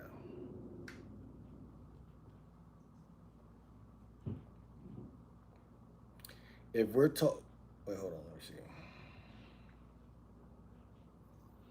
It says exactly, and honestly, that's probably the biggest issue with the way we've been structuring this. You've been trying to understand your conversational style, but we've layered so many concepts on top of each other that you could walk away thinking, okay, what am I actually supposed to do when I meet a woman? Strip all of that, strip it all the way down. Your actual practice is just three things: notice something, say something about her, the environment, what she said, what you're doing, whatever. Number two, say something about it. Don't search for a perfect line, just make an observation. Number three, see what she does with it. If she gives you something interesting, follow it. If she doesn't, let the interaction breathe or move on. That's it. And your particular style has one additional rule: don't outrun the conversation. Your mind is fast, you make connections quickly. That's useful, but if she says, I'm getting coffee before work, you don't need to mentally travel. Coffee, work, masculinity, dating, social dynamic. I don't think I'll take a chick going to work into masculinity. And I feel like sometimes when I talk to a chick, my mind go blank. I'll be like, I don't know what the fuck to say. So it's kind of like a catch 22. Appreciate the likes. I don't always know what to say, and I don't always not know what to say. I just say some shit that pops up in my head sometimes. But I guess that's the association shit that they talking about. Like, it's no order to it. It just could be anything. Stay with coffee work until she gives you something that naturally takes you somewhere else. Okay. So if you remember one sentence from everything we discussed, say what naturally on your mind and pay attention to what comes back. That's the practice. Everything else we've been discussing is basically an explanation of why that works. Hmm.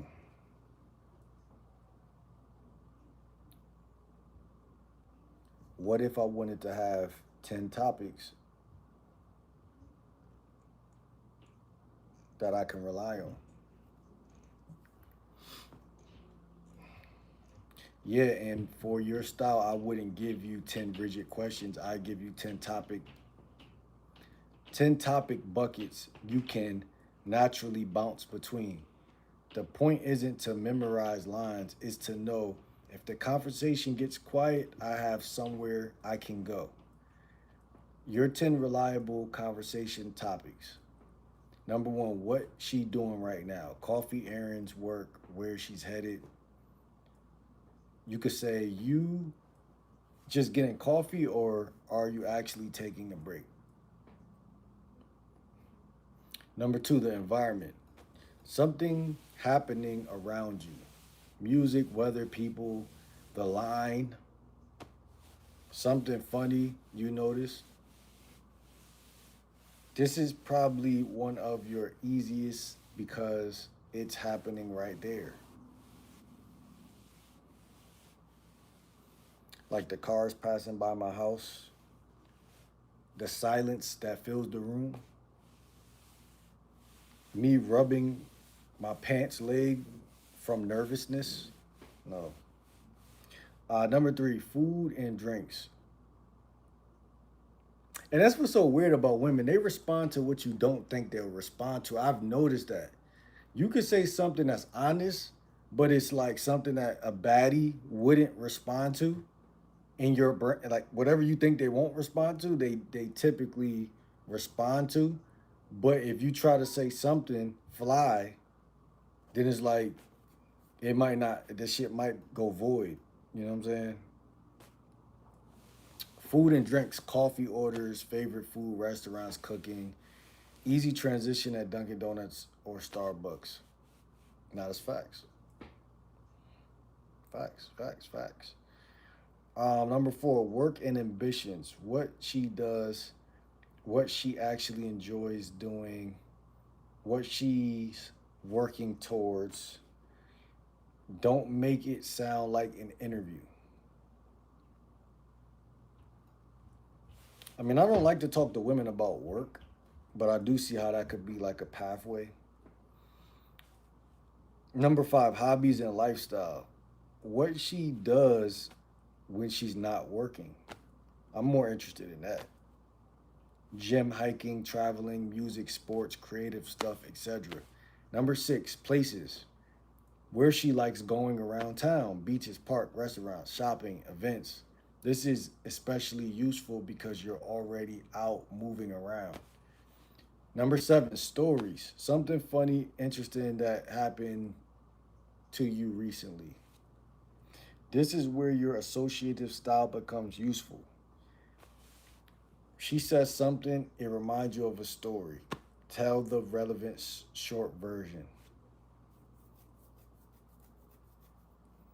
Yeah, because when you first start texting a woman, it could be very informational. She tells you like little details, like logistics, like, oh, I live on this side of town. I like Chipotle, da da da da. And the conversation is hitting on those basic small talk points, but she has not given you anything to tell a story about. Unless you take she likes the fact that she liked Chipotle and you say, well, the other day I went to Chipotle and da da da da. But there's no real story I have about Chipotle. You know what I'm saying? So when it comes to telling stories, I like to tell stories to women that's on the roster, not women that's not on the roster, because what stories are cool and they could be useful, but a story will probably be well received by a woman that already likes you, already is actively messing with you, than a woman that's just on the street. Not saying she's not going to receive that story, but what's good, Prince? You went downtown? Not saying she's not going to receive that story, but she's going to receive that story as if it's like, okay, cool. Some guy's telling me something about his life. Like, it's just not that serious. Um, Number eight, opinions, light disagreements, and great conversation fuel. This is something you do with your homies, something you do probably with your mom, something you do with people in general. And it's like, I think this is responsible for isolating people, to be honest. Okay, I have to disagree with you on that one. Okay, so I like to disagree with women, but it has to already be flirtation kind of going on, and it makes it more of a fun thing to do. So if I'm already building a type of attraction and it's established that we both like each other, then, and that's what I'm trying to point out to y'all. Women on your roster, you can have opinions, and you could women on your roster you could tell stories to, and those are going to be more better received by women who are on your roster than a stranger that's going into Starbucks or Dunkin' Donuts. If you tell a story, she's like, what makes him think I care about his story? If you tell opinion, she's like, what makes him think I care about his opinion? So the climate of the world, the other things we talked about might work, like being humble and asking about places she like to travel, and where do she like going into town, or hobbies, about, do you like to go to the gym? Are you a hiker? What type of music? What do you do for work? Or uh,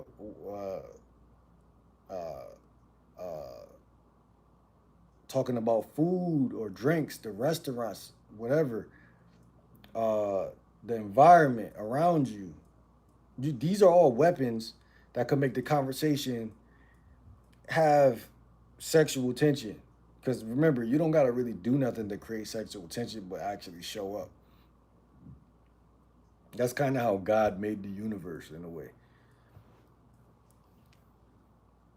About to get some Subway, man. I was thinking about Chipotle and Subway as I was talking this whole video. And then the other one, what is she doing right now? Is she pumping her gas? Is she on the phone while she's pumping her gas? Is she going?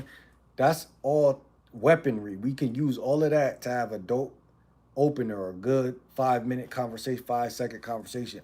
All of these things create sexual tension. Women like guys that even just had the nerve to talk to them in the first place. But you don't want to become like stalemated after the conversation opens up. You want to continuate conversations with women.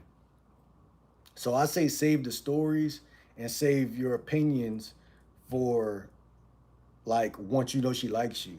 Once you've gotten some indicators of interest, once she's smiling at you a lot and she's following you when you're talking and you're like, I gotta go in the store. And she's like, hold on, I'm coming in there too. Like stories come to me like kind of like follow, they kind of come behind like the initial small talk. Oh, he's cute, he's sexy, let me fuck with him. Like once they realize let me fuck with you, then all that other shit start making more sense to do, like stories and like shit like that. um Number 9, people and human behavior. This is very you. Why people act certain ways different. um Why people act certain ways, dating experiences, social observations, personality differences. Now, I don't even like to talk to women about those things early. But if it's a chick, once again, and I'm seeing like she really liked me, she been responding to every message, we're starting to go somewhere, I will start to correct her.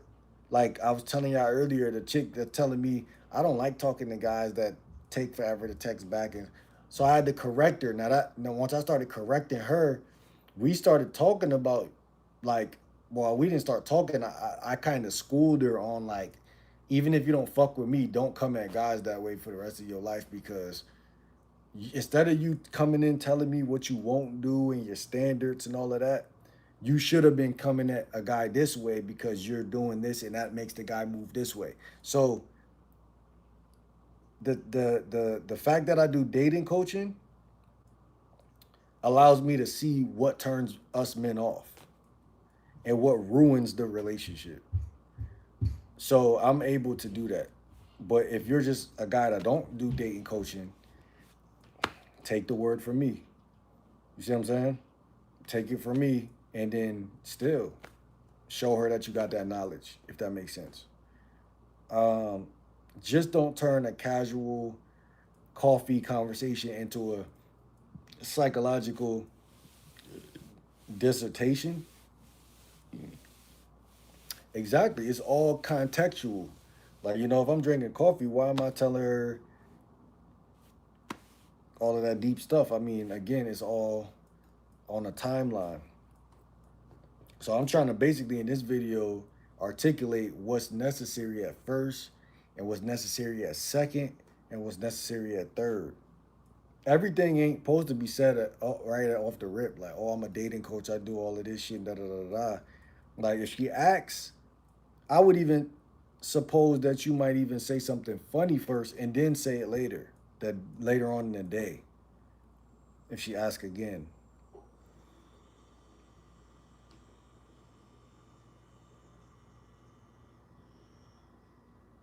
Like, what do you do for a living? Oh, I'm out here saving the world. I'm not doing anything crazy, you know.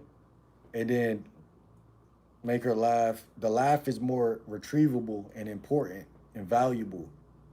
You feel me? Then telling her, oh, I do dating coaching for men. Now she's like psychoanalyzing, like, is he a perfect man? Would I take advice from him? Does he really have game? Instead of her just experiencing the game. So I wouldn't even move. I wouldn't even make that chess move. I do it sometimes. I tell women that sometimes, but I'm showing you actively right now how that's not the best move all the time. Um, Number 10, the interaction itself, which is what I told you I did with Shorty. Playfully acknowledge what's happening between you. I love doing this. It says, you actually seem way more talkative than I expected. I love doing that because I'm such a observational fellow that I naturally do this anyway. Like with most women I talk to, it's like I'm already psychoanalyzing them probably just as much as they psychoanalyze us. And so I'm easily able to capitulate between conversation we're in and the third eye seeing the whole conversation.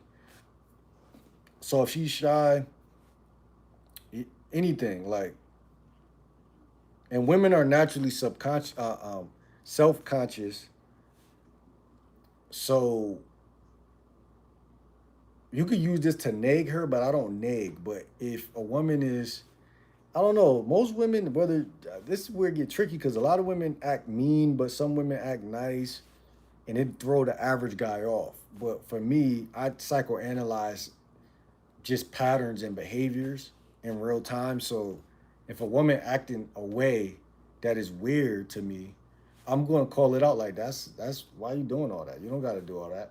And that's gonna kill her facade and then it's gonna make her be real. So the interaction itself is a conversation. And I usually start there. That's usually one of my starting points.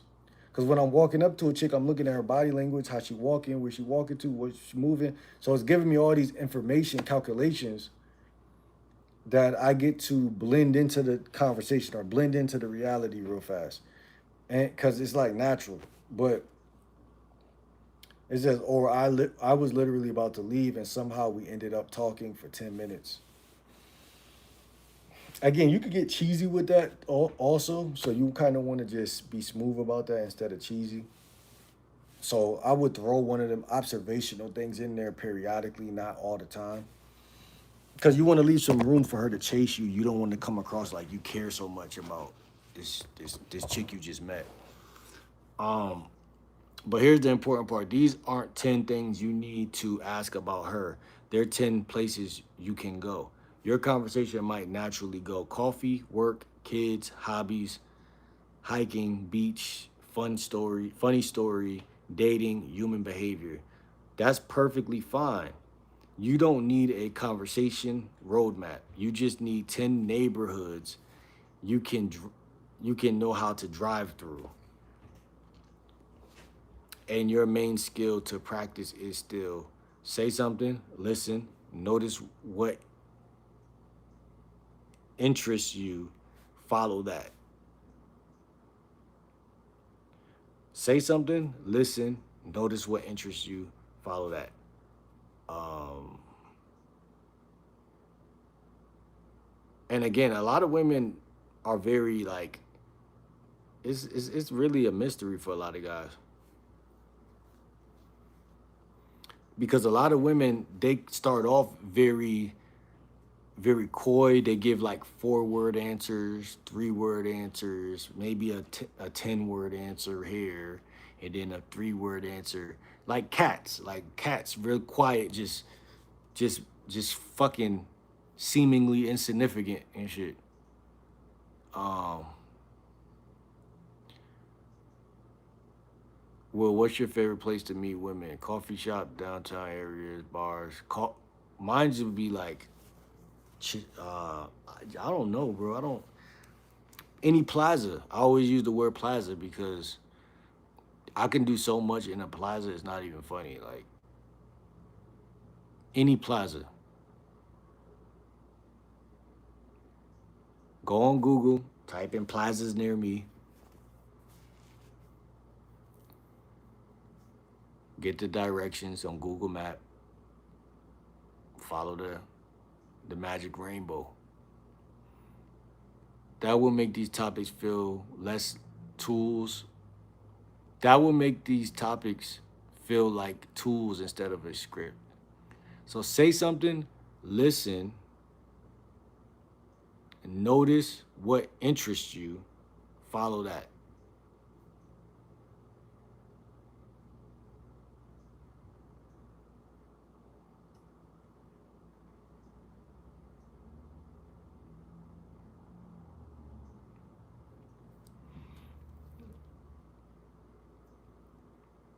So that's 10 different things. But once again, conversation is so abstract and so eerie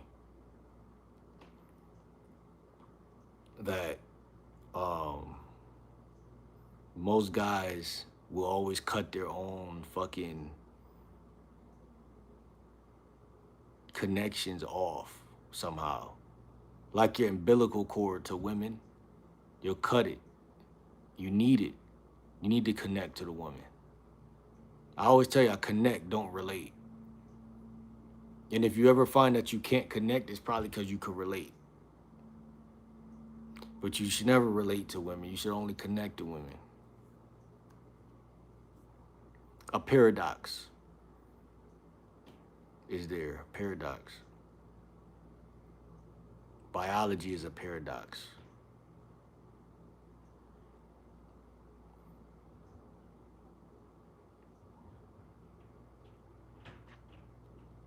Because how could curiosity turn into biology? How could me being curious about you turn into sex? It can only do that if that woman is interested. Like Prince said, where's your favorite place to meet women? I'm like, on earth, under the sun. I don't have a favorite place to meet women. I don't have a favorite place to meet women. It'd be a lie if I told you any place. It'd be a lie. It'd be such a dirty lie. You know what I'm saying? It'd be dirty, like, because a lot of guys will try to give you that roadmap. And is faulty. It's a faulty map.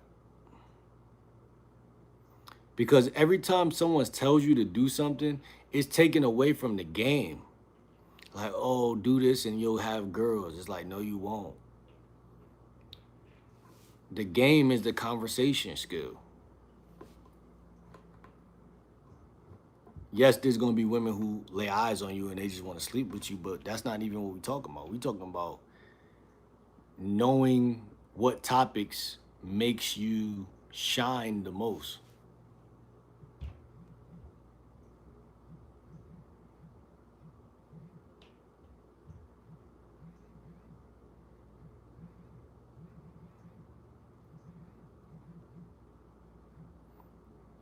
You see what I'm saying?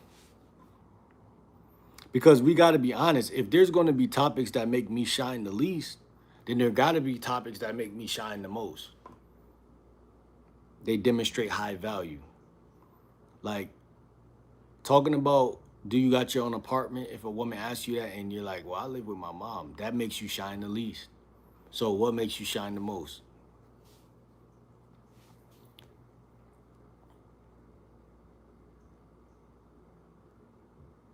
That's more important than going to the right spot.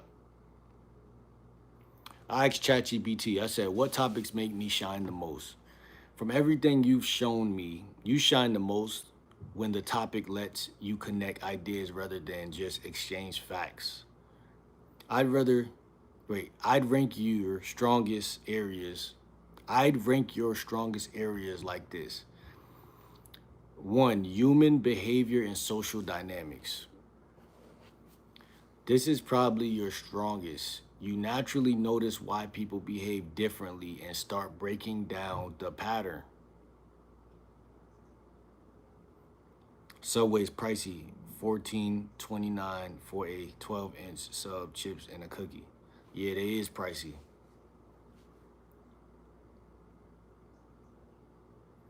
They are pricey.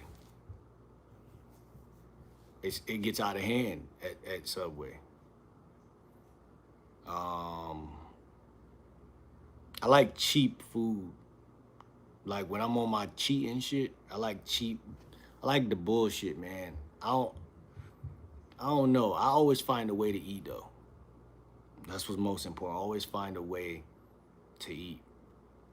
I know Subway ain't the only place near you. Number two, dating and attraction, not necessarily pickup lines, but your deeper observations about attraction. Communication, masculine, feminine dynamics, and why people misread each other. Facts.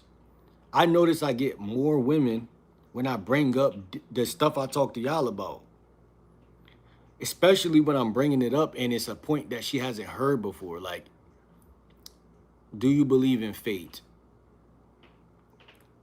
Do you believe in serendipity? Serendipity. Serendipity. What's serendipity? It means like karma. Like karma. Like by bringing that up to a feminine creature, it holds so much weight and her reality is not even funny. It's good how you can just talk without engaging with anybody, because if nobody's talking to me, I'm just in my stream most of the time. I know. And again, like, I do it for the love of the sport. I don't really do it for the fans or the claps or the bravo or the, because I already know that that stuff is in the books for, it's in the books for whoever go hard enough. Like, think about it. People love Tupac right now. He not even here to see that shit. Like, we still love Tupac right now. So, if you do it for anything, the universe is exact. If you do anything for the wrong reasons, it won't work. So it's like, again, bro, every topic, I talk to women because I like talking to women, basically.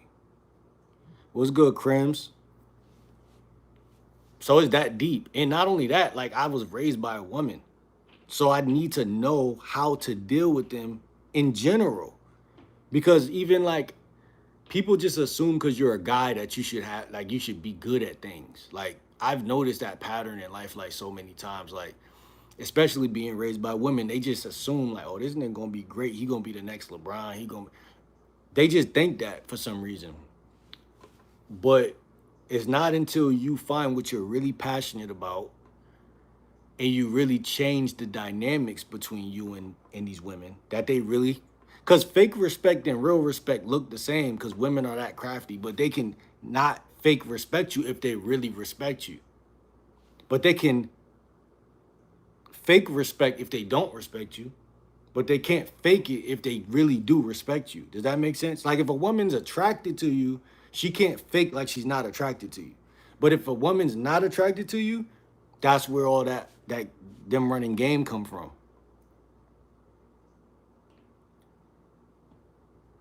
But I tell y'all, I be trying to find a balance between going into like talking to myself and talking too deep and going down rabbit holes and having just a nice banter, like regular, like I noticed like women in my family, like I from me observing them, they're better at small talk. Like the people in my family, they're way better at small talk. Shorty like to look at me in the eyes and lie. Crims, I'm chilling, bro.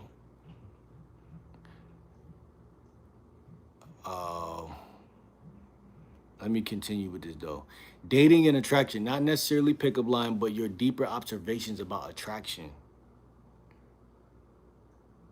See, women might not want to talk to you about what they think about you, because they might not think shit about you, but they're curious of what you think about either them or how you see them in your life.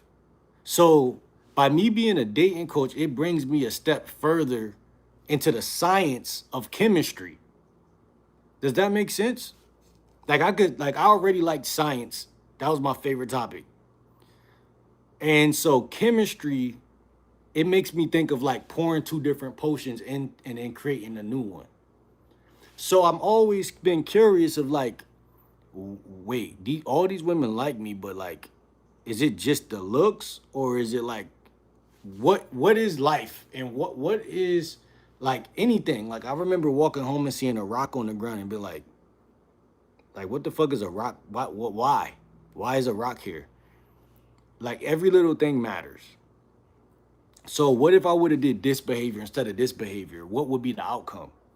So when you're talking to a woman, it's kind of like an experiment, bro.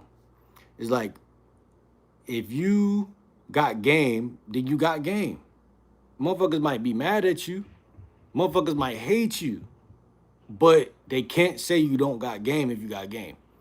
Motherfuckers could say it, but motherfuckers ain't gonna listen. Because every woman that lays down with you or get in your bed, I'm just a hater if I'm telling you you don't got no game. And even that's chemistry, even that's biology. So it's like it's all connected.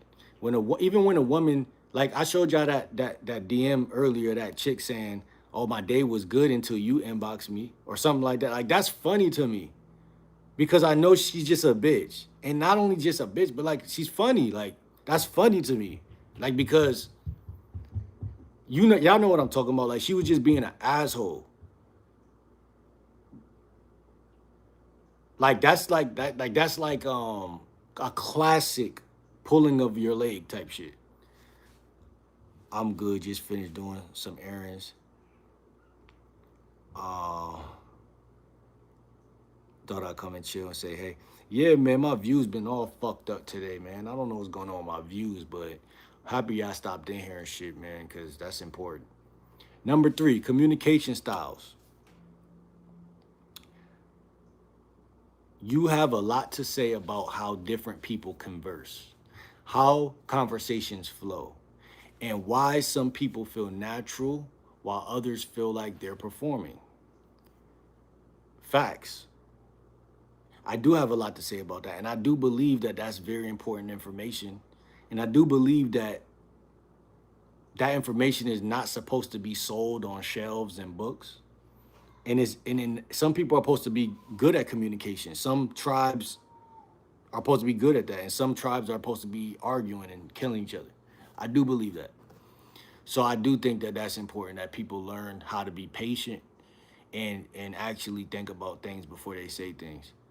Um, Even with dating, like I told y'all yesterday, most of the stuff these women do, they just yellow flags. They're not really red flags. But guys with no game will take them as red flags because they don't talk to women enough.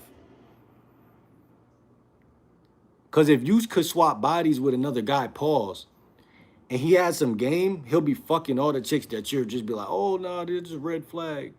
She yelled at me one time or she got out of pocket. That nigga be fucking all them bitches. And so it's not a matter of right and wrong all the time, right? A leader is not looking at right and wrong all the time. A leader is looking at biology all the time. I'm not gonna lie to you, because sometimes fucking a chick that's out of pocket feel better than fucking a chick that just is born. So it's kind of like there's a reason for everything in biology, but if you look at it through like you got biology and you got principles, but even biology has principles. So like you want to go off of biology's principles, right? So that's again, I'd cut a bitch off if she's getting disrespectful with me and I just met you. I just met you, but she might be on some like, I get so many niggas, I'm just having fun and talking shit. So it's like you really can't even really take these bitches serious without losing yourself. If you take them serious, you lose yourself. And when you lose yourself, she's not going to fuck regardless. Number 4, your personal observations. This is where your associative style comes alive. Something happens to you and you turn it into a larger idea.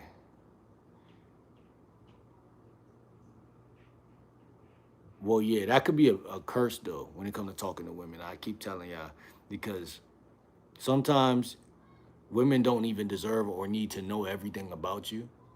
So your mysticism and your mysteriousness, you don't want to sacrifice that and when you're talking to fine hoes. Number 5, masculinity becoming a better man. You naturally connect confidence, independence, money, social ability, purpose, and dating. So this could be a strength because women like men with money, and it's something that I seen it in middle school. Really, remember one day I had mad money, and this chick just kept chasing me for money. Like I finally gave her like a $5 bill, and she just like she turned to a whole different person after I gave her the money. Like she was sweating me over that money. As soon as I gave her the money, it's like the demon left, and she just was like, "Oh, okay," and walked away. Like, damn, like that she was green eyed. Like, you feel me? I ain't never seen nothing like that before, and that was like 7th grade. But I seen that day that how crazy women are about money, and I think a lot of guys get hit with that dose of reality later in life. But you got to know that, man. These women sack some shit over that money. I'm telling you. Hold on, number 6. Lifestyle and independence. You're biking, walking around town, coffee runs, YouTube, making money, exploring places, etc. gives you actual experiences to talk about instead of hype. Exactly. My text messaging got better since I've been even taking walks and just going from plaza to plaza, place to place. Like a chick texts me, I just let them know what I'm doing. Yeah, I just left here, but and it just gives for like, it gives her like an impression like this nigga ain't waiting on me, like, you know what I'm saying? Opposed to like, yeah, I'm at the crib, baby. I want you to come over at 5. You know what I'm saying? It's like that's sexy too, but it's not really sexy because it's like she's like, of course you want me to come over at 5. So it's like an oxymoron. You know what I'm saying? Yeah, but I don't want to be mysterious so much to the point she thinks I'm not interested in telling her about myself. And you if you get what I mean. No, break it down. I don't understand exactly what you mean. I don't understand exactly what you mean.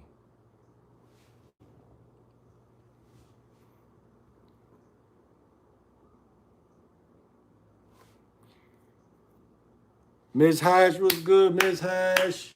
How you doing, Miss Hash?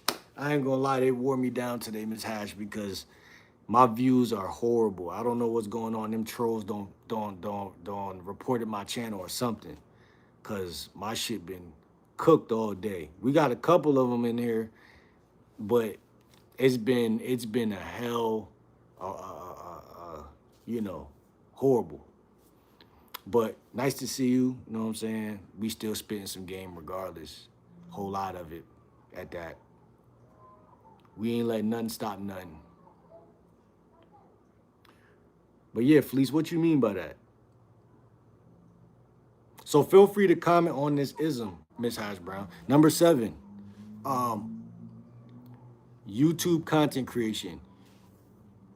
You can talk about what you're learning from making videos, dealing with audiences, trolls, consistency, monetization, and developing your voice.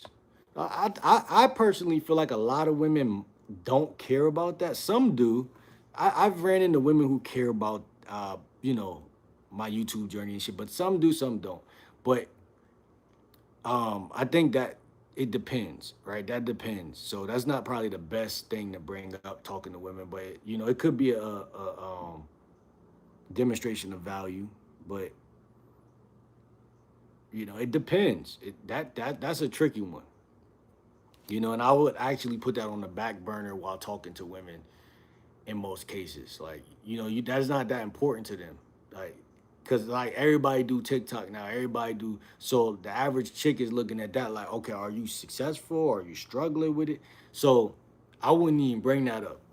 Number 8, food, health, lifestyle choices. Now this is one of like my top 3 because it's like automatically I want to know if you got the gut butt. I want to know if your gut health is actually righteous.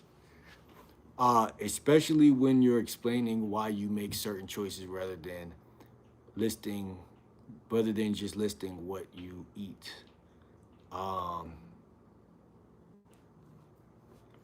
I want to keep a little mystery so she's curious about me. Um,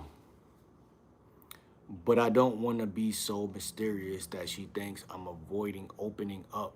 See, that's where you're going to go wrong. that she thinks I'm avoiding opening up or that I'm not interested in talking to her about myself. Yeah, like this is where most guys gonna go wrong because who told you that you gotta open up to a woman? Because I promise you, my mom said some shit like that before. And I heard a couple other women say that. And like I tell y'all, man, I come from like my mom's Christian, but my dad's, I always got to remind people like black Muslim. Like, and that's like a very militant religion with a lot of masculinity in it. And one thing I knew early on was they don't move nothing like a woman. Like when I'm with my mom, it's way different energy. Even when you're in church, there's real men in church, but I'm just saying, in the Muslim shit, it's kind of like a certain type of energy I got early on. And I don't know if that's what impressed me early, like the impression I got early in life of like, oh, like okay, cool, this different. Or also like my grandmother being a sister wife, like I don't know, like they just different. So like I know like growing up, like I already knew a big difference is there, like you know. So opening up to a woman is not a valuable thing. Now to women, it's valuable to them.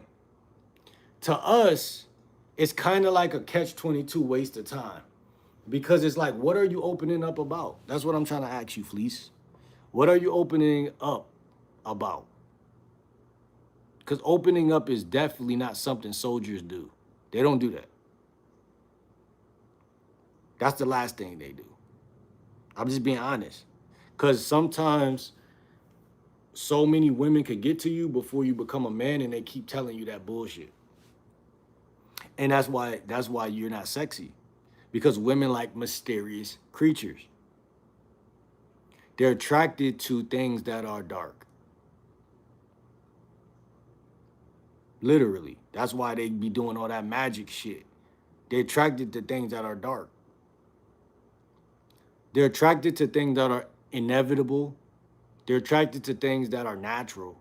They're attracted to things that are like indiscrutable, if that's the word. I forgot the word. Indiscrutable. So the guys, don't be scared to be a challenge. Don't be scared to hide information. All that open shit is feminine. Like the same guy that's open is the same guy that she's gonna figure out your bank account number. Like and everything else.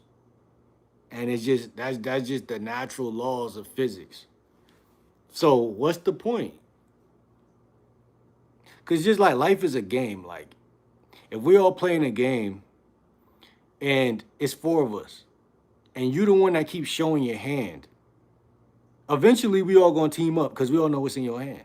So everybody else is like, that's real players. We're gonna be like, okay, we know Fleece got a four, an ace, and a king.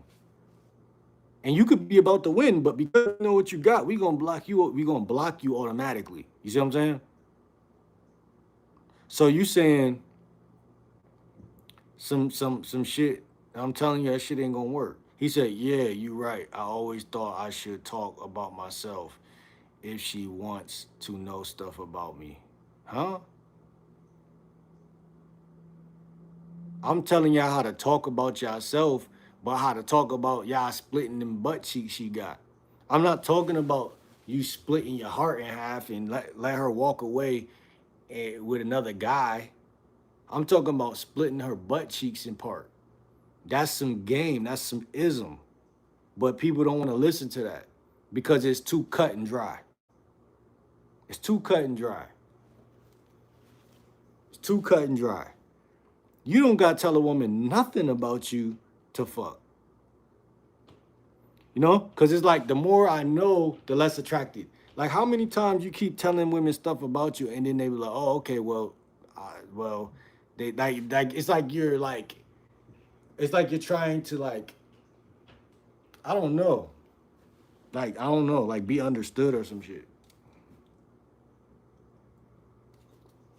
There's no mysteriousness left. People can't pursue something that's not a question. Like the word question starts with the word quest. They can't take a quest if you're emotional and emotionally available. Like you want to talk about what? And I'll cut a bitch off if she keep barking up the tree. Oh, where you been? Oh, nah, bitch. You know what I'm saying? Because they don't really care. I'm saying a woman that's trustworthy is a woman that's been vetted. That's all I'm trying to say. And you can't vet her if, like, I'm saying, you still didn't tell me what type of stuff you telling the woman. You telling the woman opening up. What type of things are you telling her? The word quest, the synonyms for the word quest: search, pursue, hunt, seek, explore, chase, voyage, pursuance, crusade, searching, probe. You know, if you just meet a woman, and this is why a lot of guys' conversation be sucking too, because as soon as you meet a chick, you're not leaving no empty spaces. There's no voids in your conversations. There's no gaps. There's no vacuum.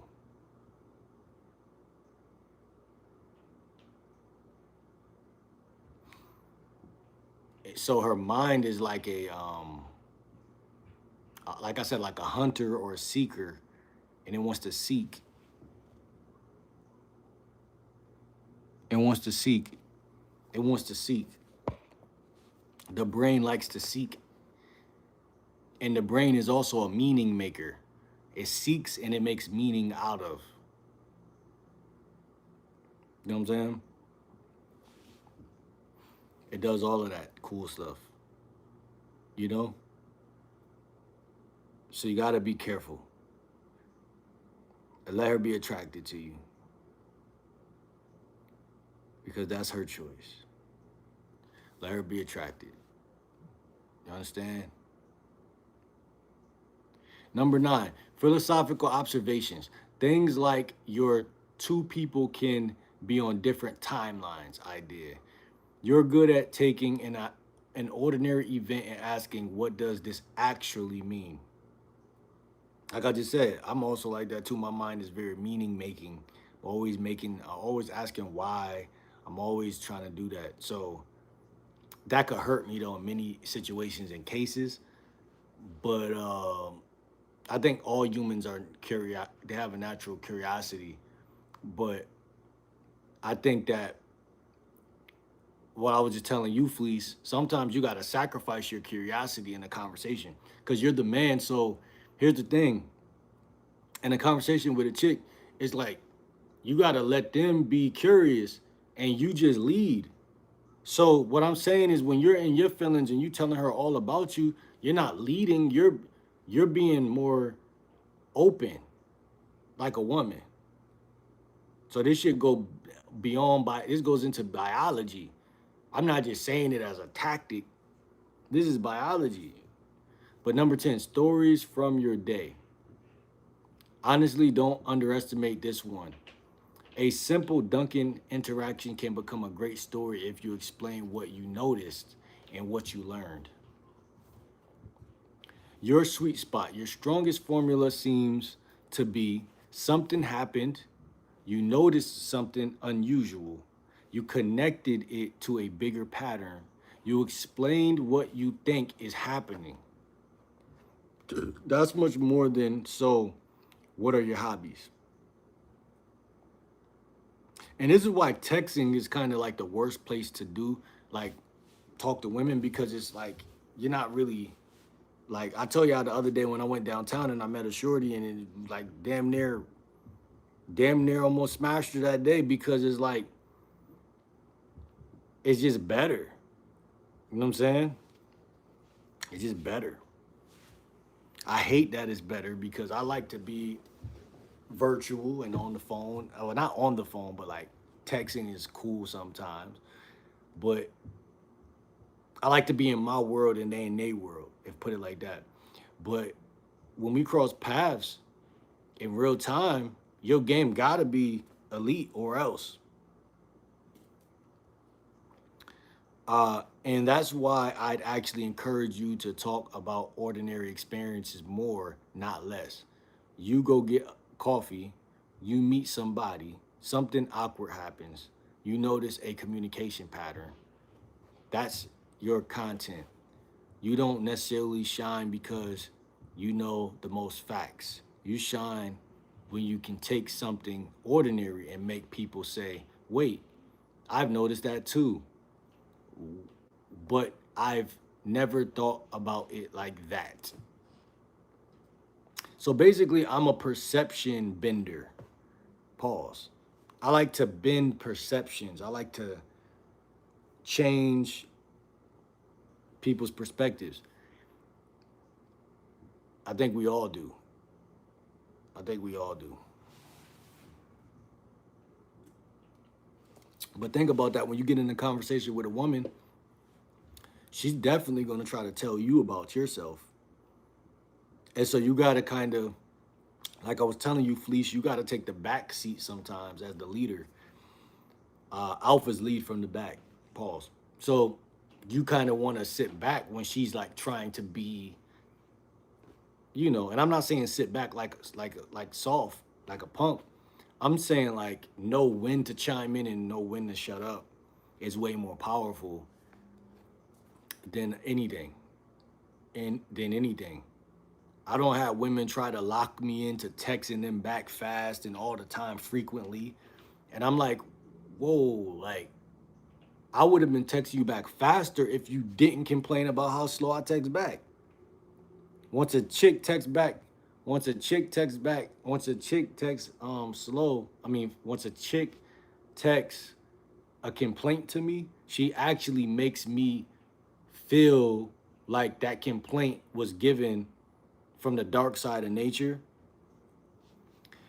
And it doesn't mean we can never have sex, but it's gonna take a minute now because it's like you don't just want to get fucked fast. And I just am not about to hand over a bunch of power to a chick that is just I just met yesterday. So we're at like a stalemate. All because of her though. Because she's supposed to come in knowing that this guy is a man and he's gonna lead us out of captivity. Is that as damn man, get your bitch ass out of here. Is that as you should mentally from TikTok with females? What? Is that as you should mentally? Mentality from TikTok with females? Yo, Crims, you gotta change that up. I don't know what you saying, man. I was just trying to give y'all some topics that y'all can use in field and use and create openers from that topic, those topics, and actually build quicker, I wouldn't say rapport, I guess, comfort or some type of I'm taking down notes. Okay, bet. Um, so it says something happened, you noticed something unusual, you connected to a bigger pattern, you explain what you think is happening. This is much more than so what's your hobbies? What are your hobbies?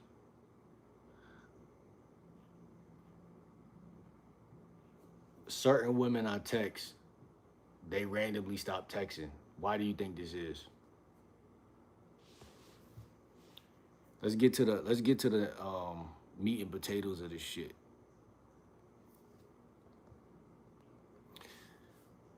Yeah. And it doesn't necessarily mean you did something wrong. It says I'm saying they feel entitled. The more they feel this way, the less the man wants to do anything dating. Exactly. And especially if you got a roster or chicks on your roster already, it's kind of like they don't, because women think that the world, okay, I won't say they think the world revolve around them, but some do out of immaturity. So it's like the conversation, you have to look at what they do as a yellow flag, not a red flag. I was talking about this yesterday. Certain women, because if you take it as a red flag, you're ultimately taking them serious. But if you take it as a yellow flag, you're like, okay, she's doing what every woman, like, I haven't seen a woman do something that women don't do, that's not common, but it's just like, I see how that affects the way I move as a leader. But not every woman is going to come in and come at me like that. There's women I don't text back for 2 or 3 days, and when I hit them back up, it's regular. So what make a woman that I just met think that I have to like put on this Prince Charming, put on this text every 4 hours? I mean, every, like, they want you on a rhythm. They want you on a schedule, like a boss. So when you correct them, letting them know, like, because in this is where it gets more, it goes back to nature, because you're gonna lose a lot of women in regardless. But you're gonna lose a lot with this mentality, but you're gonna keep some. The ones that you keep are actually like, they're like, like, okay, I know I was coming at him this way, but I never thought about his perspective. Like, once you give them your perspective, they're like, this guy might really be a great man. I'm just tripping on him. But you gotta explain it to him the right way. You gotta explain it to him the right way. Like you gotta explain it like, you know what? You gotta explain it like, you know what? Like, me and you might not work out, but just for just for you and the guy that you do get with, this is what I prefer you to say. Something like this. The guy that you do get with, the guy that does take you serious, I hope that you don't come at every other guy this way, because that's going to mess with his leadership. They're gonna be wondering what the hell you talking about. If she got any goddamn a brain between her ears, but a lot of women gonna say fuck you and never hit you back. But the ones that think, the ones that are thinkers, are gonna actually respond. Or they might respond because they got ego, but no matter why they respond, you might still fuck them after, because they are listening to what you're saying. And what you're saying is so gamed up that they can't even fathom talking to somebody that's out of their league until they hear that shit. So it's like, yo, you know what I'm saying? You break down why they pressing you. Like, break down to them why you feel pressed, like they pressing you, and tell her she should be thankful that you even talking to her. Like, you know what I'm saying? You should, like, as a woman, you should be looking at it like, yo, this guy trying to link up with me. He trying to, but sometimes life be lifing for not just me, but for her too. But they'll make it seem like it was one chick I was telling to come over. She like, oh, I'm at work today, but I'll come over later. Okay, cool. But she didn't know, like, I be falling asleep early, like 5, 7 o'clock type shit sometimes. So she looking at it like, this nigga just didn't text me for a whole, it probably felt like 2 days, but it was only like, from that time to that time. And that was her reason for trying to like cut off the relationship entirely. So on her way out, I was letting her leave, but on your way out, I'm telling you about yourself. Not out of like, I gotta tell you about yourself so I can fuck you, but I'm telling you about yourself because I don't appreciate women who move that way. It is no offense. It's just I don't appreciate women who move that way, because a lot of women expect unrealistic things. And like I said, I deal with women who don't expect those things. So I know that they're out there. So it's not like I'm blind and I'm just like, oh well, I gotta take the first, thing coming. So that's another thing too, where a lot of niggas get, entrenched in that bullshit.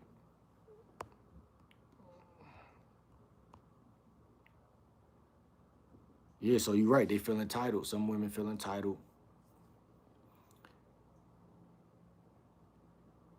And then, yeah, they try to spell you with their perspective. And I'm like, nah, you can't spell a real nigga. So yeah, so it says ChatGPT says yeah, and it doesn't necessarily mean you did nothing wrong because a woman doesn't text you back.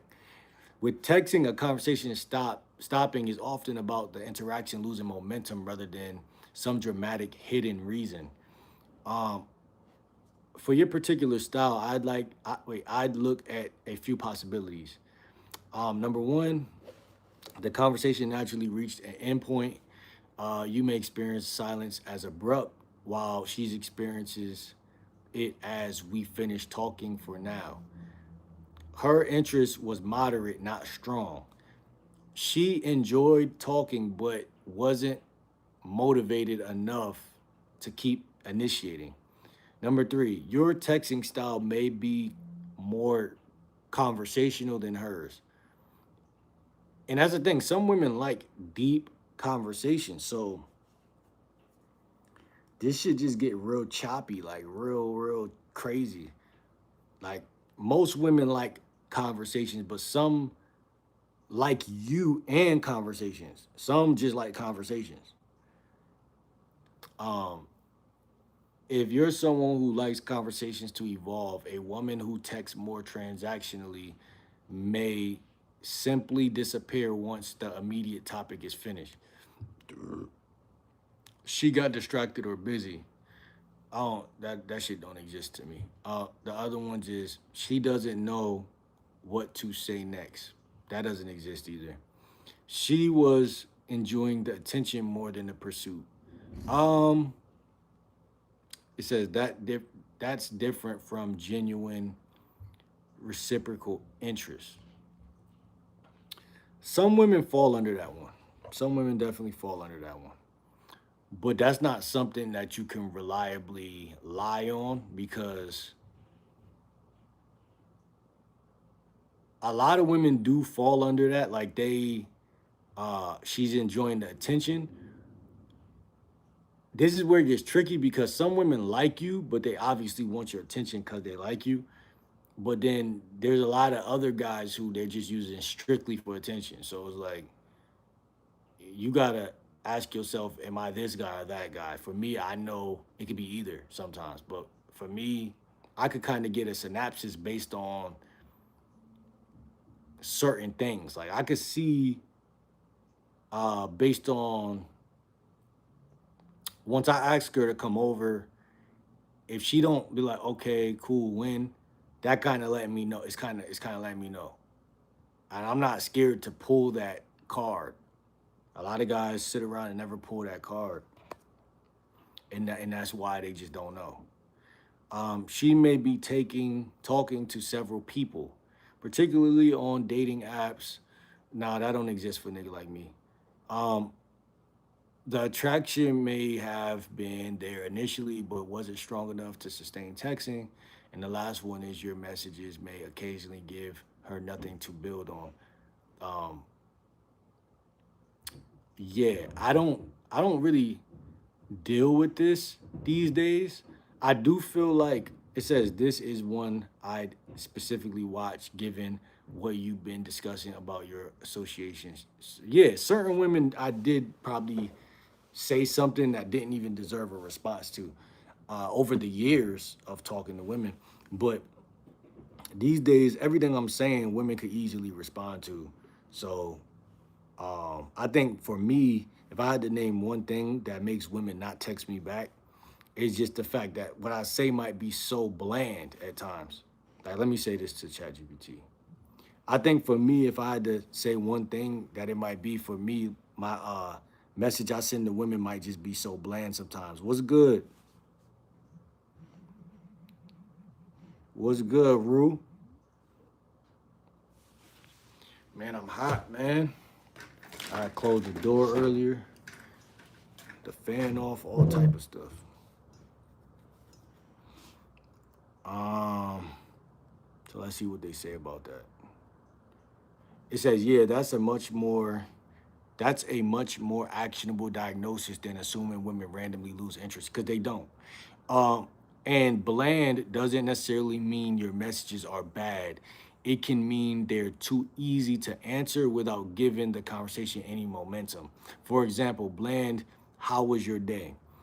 she can answer good, and now you're stuck. I'm not really stuck, but I know what he's talking about. It says more alive would be you seem like somebody who either has a ridiculously productive day, or does absolutely nothing. Which one was today? Now, this is a very primed question, like almost like a gambit type of question for a woman. But it's funny because you don't even need to do all this because the momentum is in the ism. Like if you talk to enough women, you don't gotta run gambits, but gambits do help when things go stale.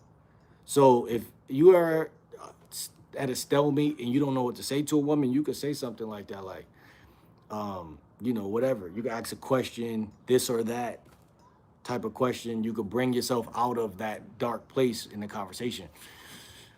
But when you talk to a lot of women, it's kind of like you're oozing swag, and it's like everything you say is just come off as attractive. It says now she has something to react to instead of what do you do for fun? Try what do you actually do when you have a whole day with nothing you have to do? That's a good question. It says the difference is personality plus specific specific specificity plus something to respond to. For your particular style, I wouldn't tell you to become some pickup line machine. That would probably make you feel like you're sacrificing the natural conversational style we just identified. I'd practice making your text contain one of these three things. Number one, an observation. You seem like a playful option. I'm observation, starting off with you seem like a playful option, as in I'm convinced people who order fraps are secretly blank. And then a small piece of yourself, as in saying, I just realized I blank. Then give her room to respond. And honestly, your biggest texting upgrade might be stop trying to find the perfect question. Start giving her something interesting to react to. That fits your association. I'm gonna say, what you mean interesting?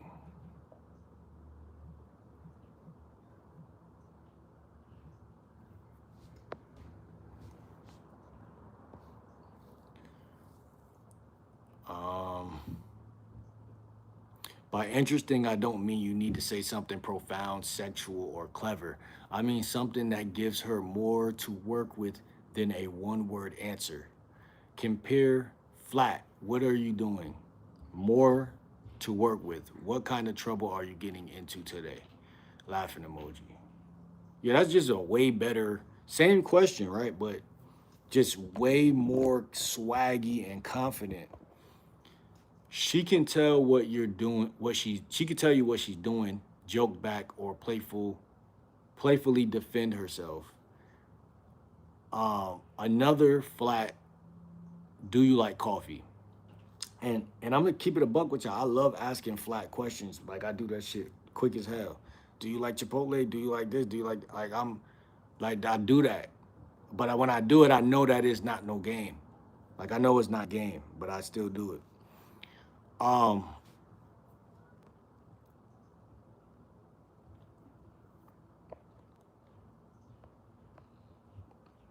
Let me see.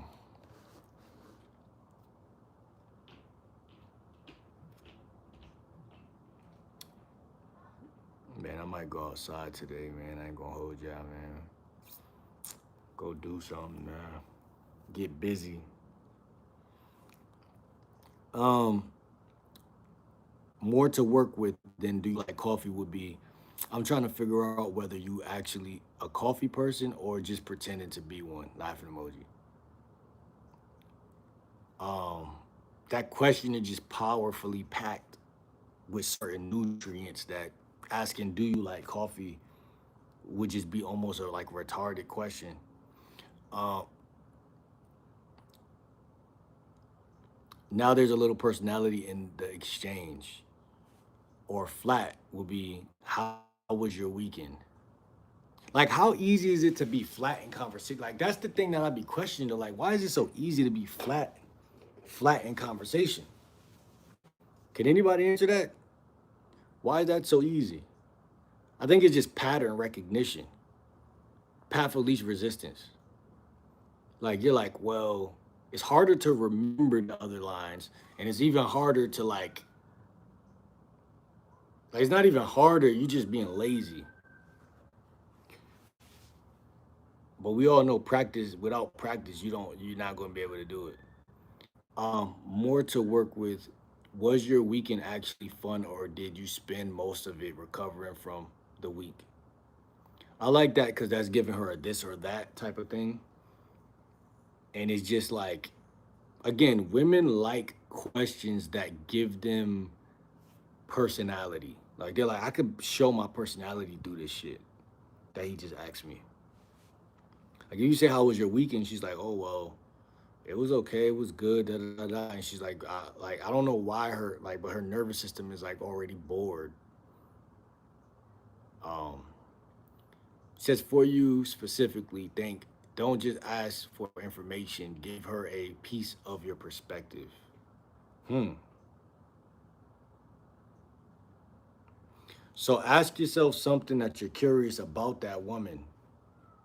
Like, cause I'm not even curious what a woman last week, like what was your weekend?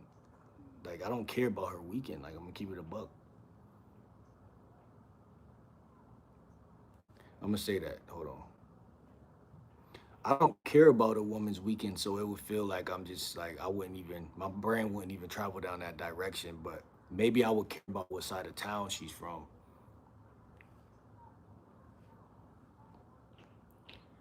I think that's another issue though. But it says exactly that's what actually useful information about your natural conversation style.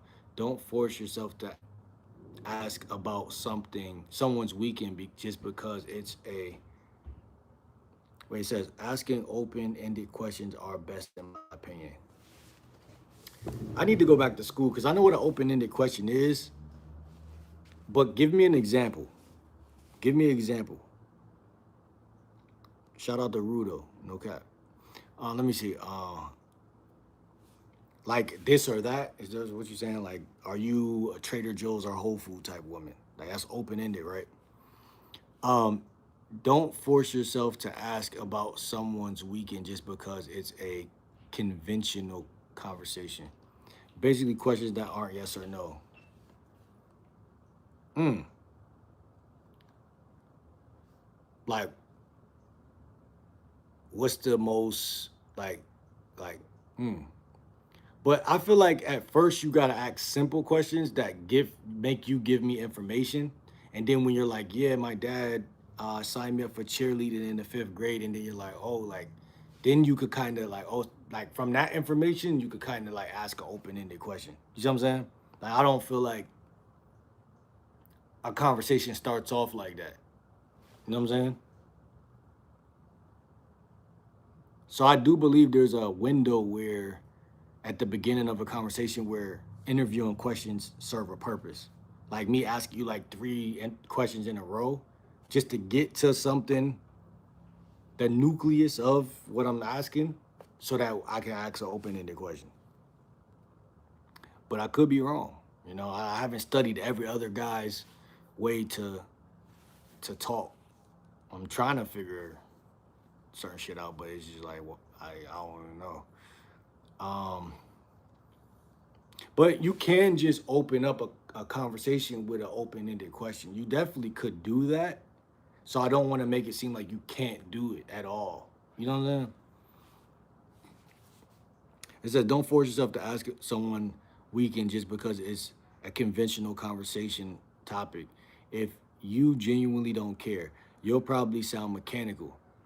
If you're genuinely curious about what side of town she's from, that's a much better starting point. The trick is to take your actual curiosity and make it conversational. For example, what side of town you from? You from around here or just be over this way?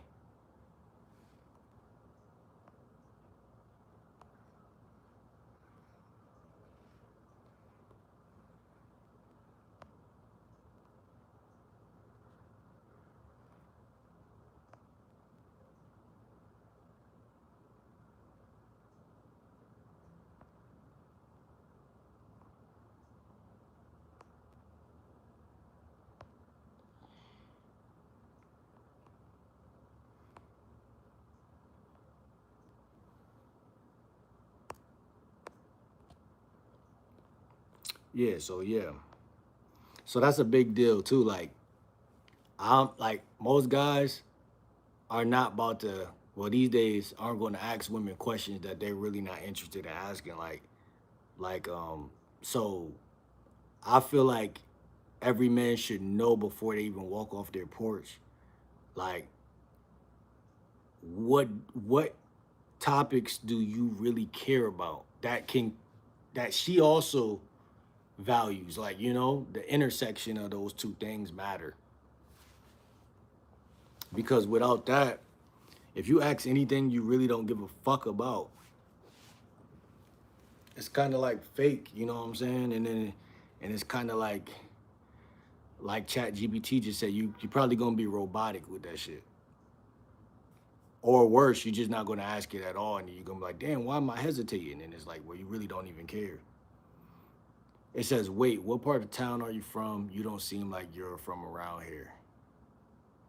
That's cool. That's casual. I like that. What side of town do you usually be on? I wouldn't probably ask that because, like, again, I don't really give a fuck what side of town she usually be on. If I meet her in my town, like, if I meet her on my side of town, like, I mean, that's a good question too, but it's like, it's just not as good as the other one. Says, then her answer gives you material. If she says blank, you might naturally go, oh, word, what part? Then she says, near the beach. You maybe, now maybe you genuinely think that's actually a good area. I be riding around there sometimes. Um,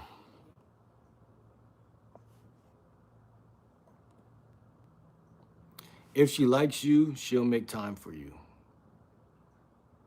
Yeah, but what we're talking about on this channel is what is going to make her like you. You see what I'm saying?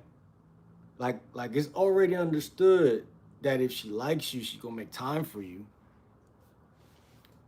That's not a question. You know what I'm saying? That's out of the question. That if a woman, if anything, any human like, they're gonna find a way to near it. But what I'm saying is, I'm trying to determine why certain guys are not good at conversation. That's it. Cause even me, like, I feel like my conversation could be better. You know what I'm saying? Like all of us could, but I feel like just being real myself, you know what I'm saying? Like, and I don't feel like I'm a horrible conversationalist, but in a way, I'm kind of ass at that shit. So I'm like, I'm just doing the work, the math, like, because before we get to all the flirting and all that cool shit, bottom line is you gotta just know how to have that conversation. What you mean ego? Ego what? Um, now you got your experience plus her experience, and that is much closer to your style than so how was your weekend. I think the bigger lesson for you is your curiosity should drive the conversation, and my curiosity do drive a lot of conversations. I do find like not every conversation I have with women is bad, and not everyone is good. You know what I'm saying? And my curiosity do, like, if I see a chick and I think she's attractive, chances are I'm gonna be curious. You know what I'm saying? Like, chances are I'm curious, and when I open up that conversation, that curiosity is gonna travel down amongst her, and when it does, this is the problem because most guys they get nearsighted when they're talking to somebody hot, and then they're like, okay, well, what do I say next? And in reality, that's never a good question, but it's a reflex for safety, because your biology is like, yo, if you say some fuckboy shit, it could be cooked. But I'm telling y'all that those type of questions to yourself stop when you talk to 15 women a day, obviously, right? They don't completely go away though, but they come back and then they go away. They come back and go away, depending on your state that you're in. Like if you're in a state of social flow, you probably wouldn't ask it. But if you're in a state of I've been in the crib all day, it'll probably be there. So you'll be accompanied by that bullshit. You know what I'm saying? So, but I'm trying to get into the mechanics of conversation, because a guy that's a mechanic can always fix and doctor anything.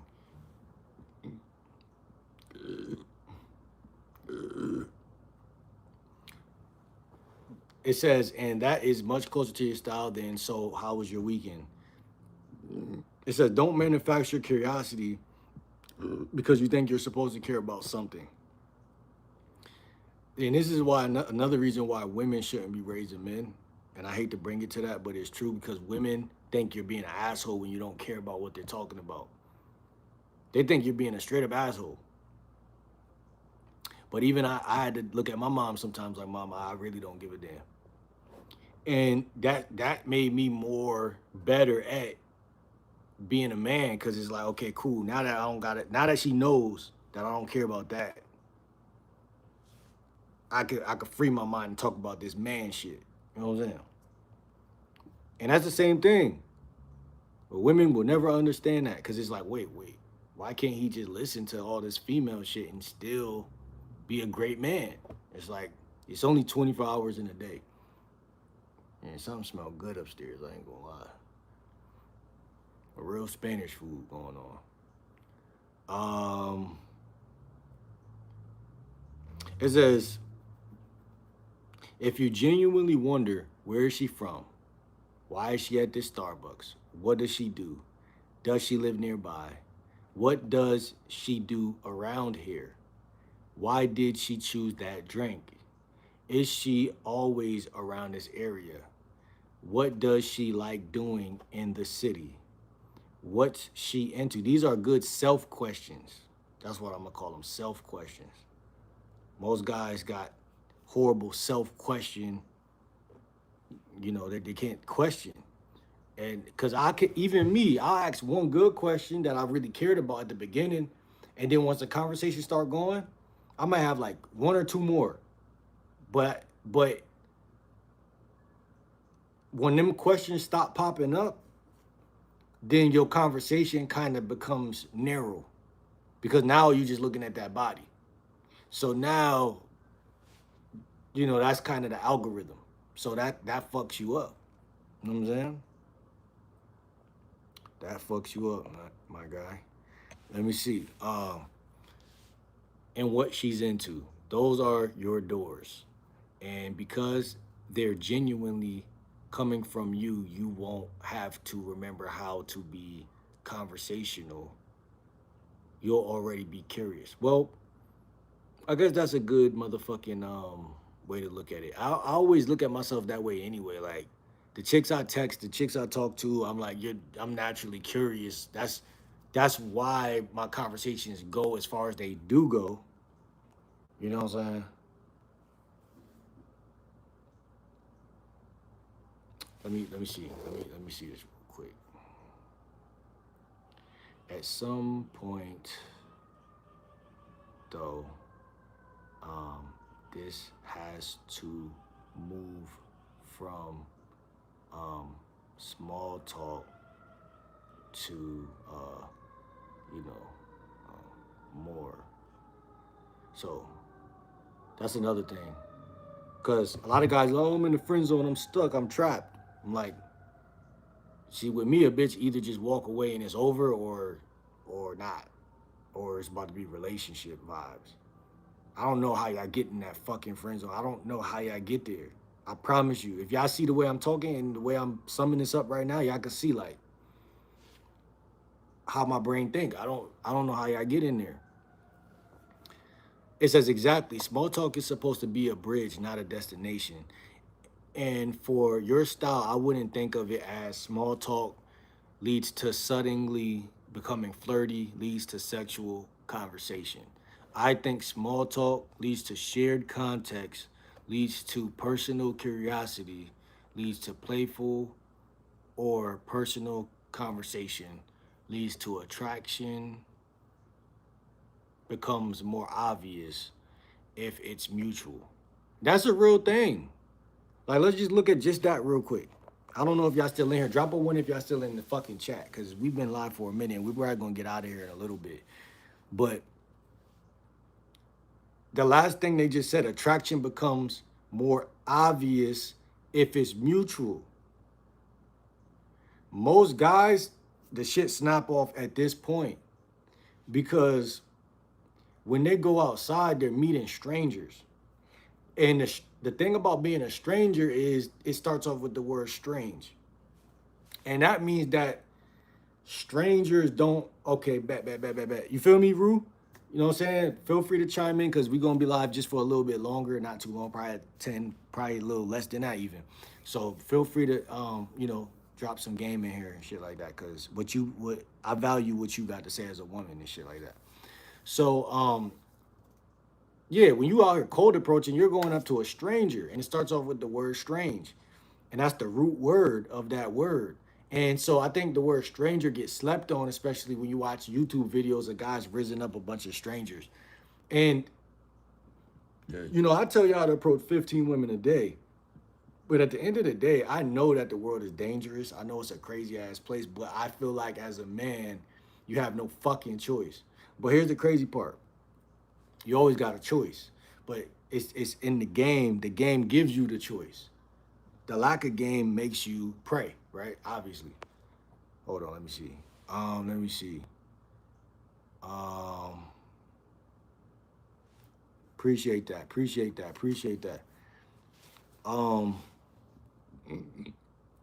it says, for example, you might say, "What side of town you from?" She says, West Bummerfuck, and then uh, you say, "Oh, what part?" And she's like, "Near the beach," and you're like, "Okay, so you probably spent half your summer over there." You see that right there? The art of taking what she's giving you and then you come up with an assumption instead of just flatlining or going MIA or saying something stupid or saying something that is worthless information. You said, okay, so you probably spent half your summer over there, laughing emoji. You actually like the beach? Question mark. It's easy for her to answer that. It's easy for her to respond to that. You know what I'm saying? It's easy for her to respond to that. Uh, Now you're getting somewhere personal. And this is the key because most guys never get somewhere personal. They don't know the art of turning a small talk conversation into something personal. See, once things become personal, that's when the woman feels a connection. When it feels impersonal, she's like, man, I don't give a fuck if he ever texts me. So now you're getting somewhere personal. She says, yeah, I love it. You say, see, that's dangerous. I like women who actually enjoy being outside. Now you've shifted the frame. You're no longer just collecting information about her. You're revealing your preference and subtly letting her know you're evaluating compatibility. You're revealing your preference and subtly letting her know you're evaluating compatibility. If she responds positively, oh, really? What else do you like doing? Now you're in a completely different conversation. The transition you're looking for is facts leads to preferences, preferences lead to personality, personality leads to experiences, experiences lead to chemistry. Not where you from leads to what's your job, leads to what's your hobby, lead to what's your favorite color. You see what I'm saying, chat? That's the main thing, how you know if a guy got some ism or not. This right here is the main difference, whether you gonna know if somebody got some ism or not.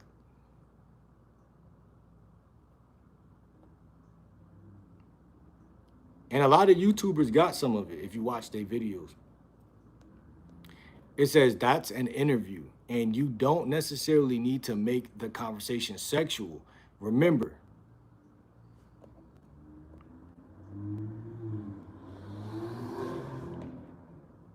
don't let women drive the conversation either and be genuine. No, facts. Facts. That's a fact. It says,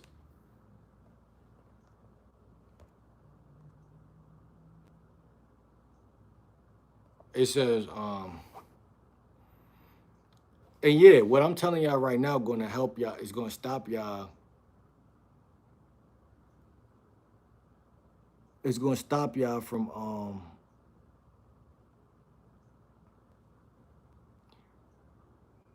what I what I what I what I what I'm telling y'all right now is gonna stop y'all from letting a woman lead the interaction, like Rue was saying. Like what I've seen is a lot of women are good at leading interactions, especially when you stop knowing what to say or how to talk. That's when a lot of time they come in and then they'll say something or convince you of something.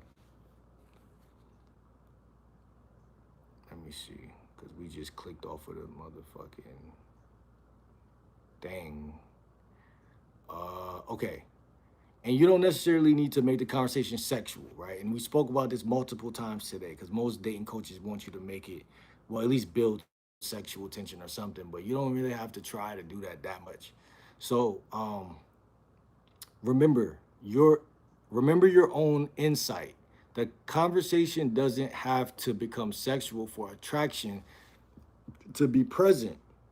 Most guys get this wrong. Even me, I've gotten this wrong a lot last year, early last year, but at some point in my life, I've gotten this wrong. And in fact, when I look at my history of my life, most women are way more sexually attracted to me when I'm not trying at all, which is, ironic, but it is what it is. Um, the more, the more can simply mean the conversation becomes more personal and relational, right? More is that. You're no longer asking, what do you do? You're discovering what kind of person are you. That's two different fucking things. And eventually, if the energy is mutual, you can let your interests become more explicit. So saying something like, I like talking to you. I like talking to you. What's your Instagram? Or, you seem cool. We should continue this another time. That's a much more natural progression for you than trying to manufacture sexual tension. And I do this a lot. I tell y'all all the time. I'm saying I like this conversation cool. What's your Instagram? Whatever. Keeping it moving from one point to the next point, right? Because remember, you're talking to a stranger. And 9 times out of 10, she's at the place you're meeting her for something, to grab a coffee, to get gas, wherever you meet her at. So it wouldn't even make no sense to sit there and try to have a saga with her. But it would make sense to come into that interaction smooth and greased up, knowing that, okay, cool, I can rely on my conversation skills. Watch this. So what conversation skills would you say I need to work on next, and what am I lacking then? Based on everything you've shown me, I don't think your main problem is lack of things to say. You actually have the opposite problem. Your mind generates a lot of material. I'd separate it into what you already have and what you're missing, what you already seem strong at. Generating ideas. You really seem stuck for thoughts, especially when I'm out and moving and shit like that. Making connections. You naturally connect one subject to another. Going deeper. You don't like staying at surface level facts forever. Analyzing interactions. You notice patterns in people's behavior. Expressing a point of view. You usually have an actual opinion rather than just agreeing. Um, Turning experiences into insight. Something happens, you extract a bigger lesson. What you're probably lacking, conversational reciprocity. This is the biggest one. You can generate a lot of material, but the skill you're developing is making sure she has equal opportunity to generate material. Think you, her, rather than you, your thoughts, your connection, your thought.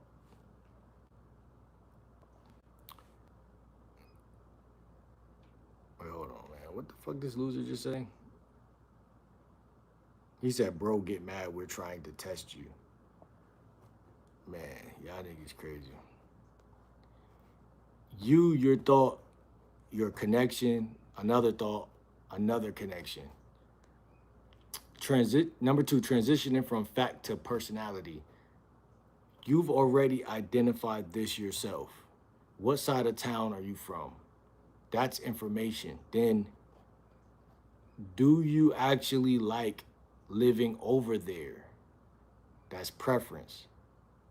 Then, what do you actually get into around there? That's lifestyle. Then, you're learning who she is rather than building a database about her. So I would say what they're trying to point out right there, I think, is like the quality of the questions rather than the question itself. Like, what do you actually get into around there? Like, cause some things seem like you're prying into a stranger's business when you ask it, which I'm big on not doing. I have too much pride to do that shit. Like, I really don't give a fuck. But, you know. So number three, making your interest visible.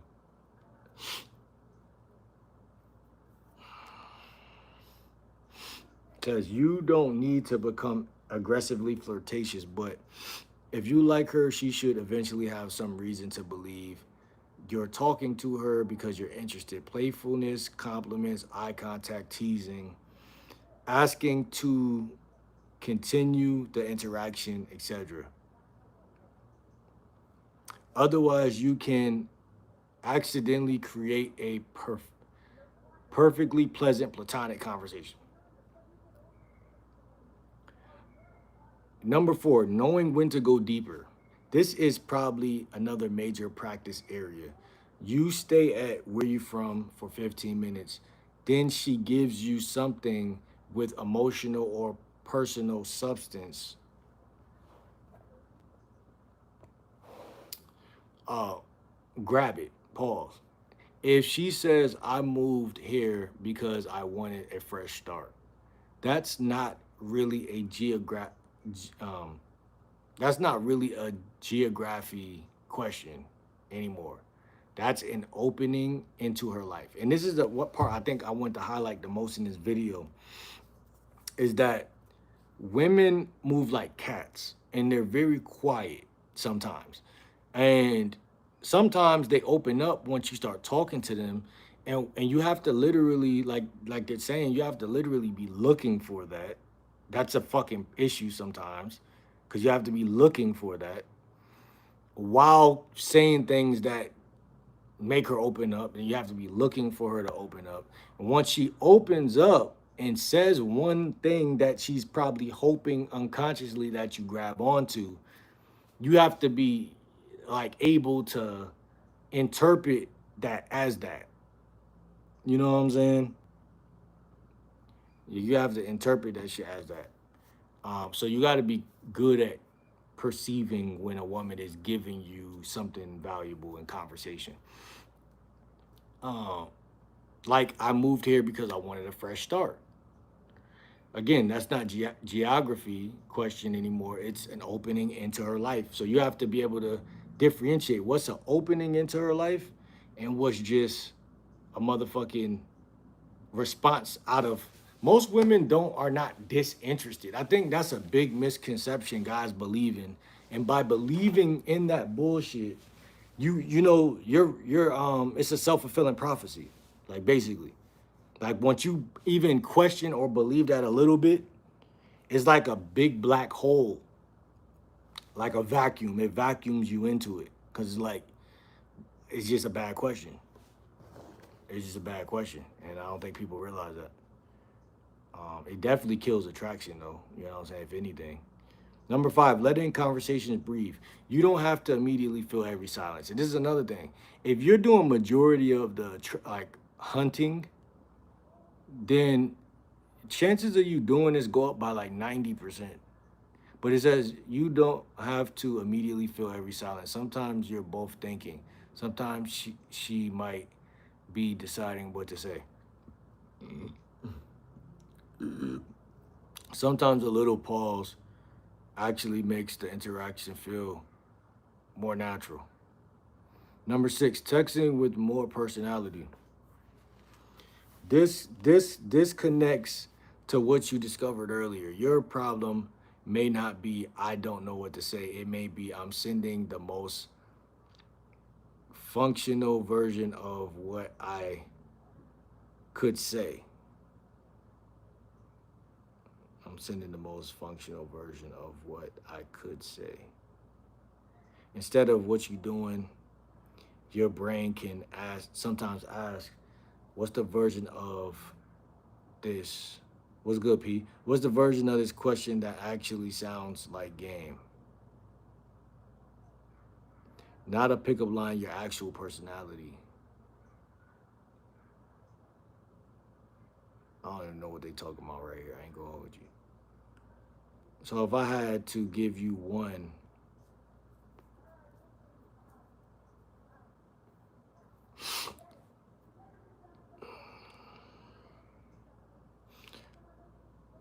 so if I had to give you one skill to work on next, learn to turn information into connection. You already know how to get information. Where you from, what you do, what part of town, what you into.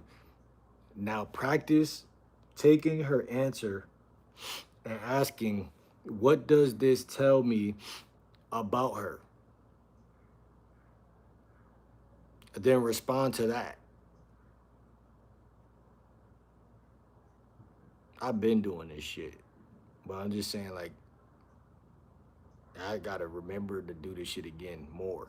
But I've been doing this shit. But it's like another level, but beyond just simple questions. That's the bridge from small talk to real connection to chemistry.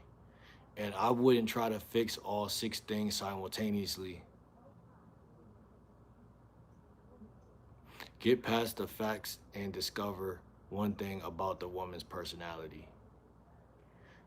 Um,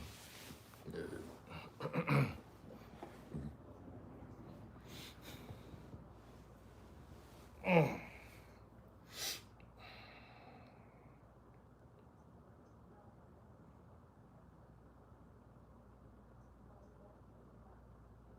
was a whole lot of reading, bro.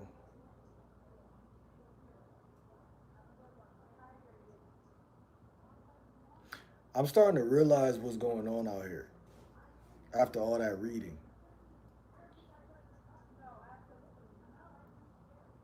your intentions as a man, for the fellas that's gonna watch this, should be untouched. Your intentions should be untouched. Meaning that most women are gonna tell guys how they should. Most women, not only women, but certain guys on earth too, are gonna try to attack a certain amount of guys by telling them guys that all they wanna do is fuck women. Basically.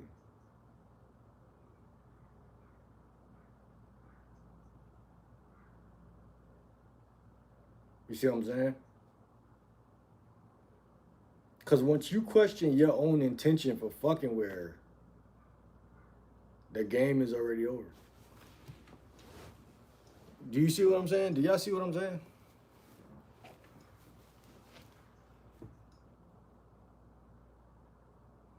Like the game is about intentions. Like that's why most women be like, "What's your intentions?" But if you questioning your intentions, then how can you lead? How can you lead her if you don't know what you want? If you your intentions is like it's like a ploy or a trick. Like your intentions don't really matter, but women would just want to hear that or feel like you're not just trying to fuck. At least, like let me feel like you're not just trying to fuck.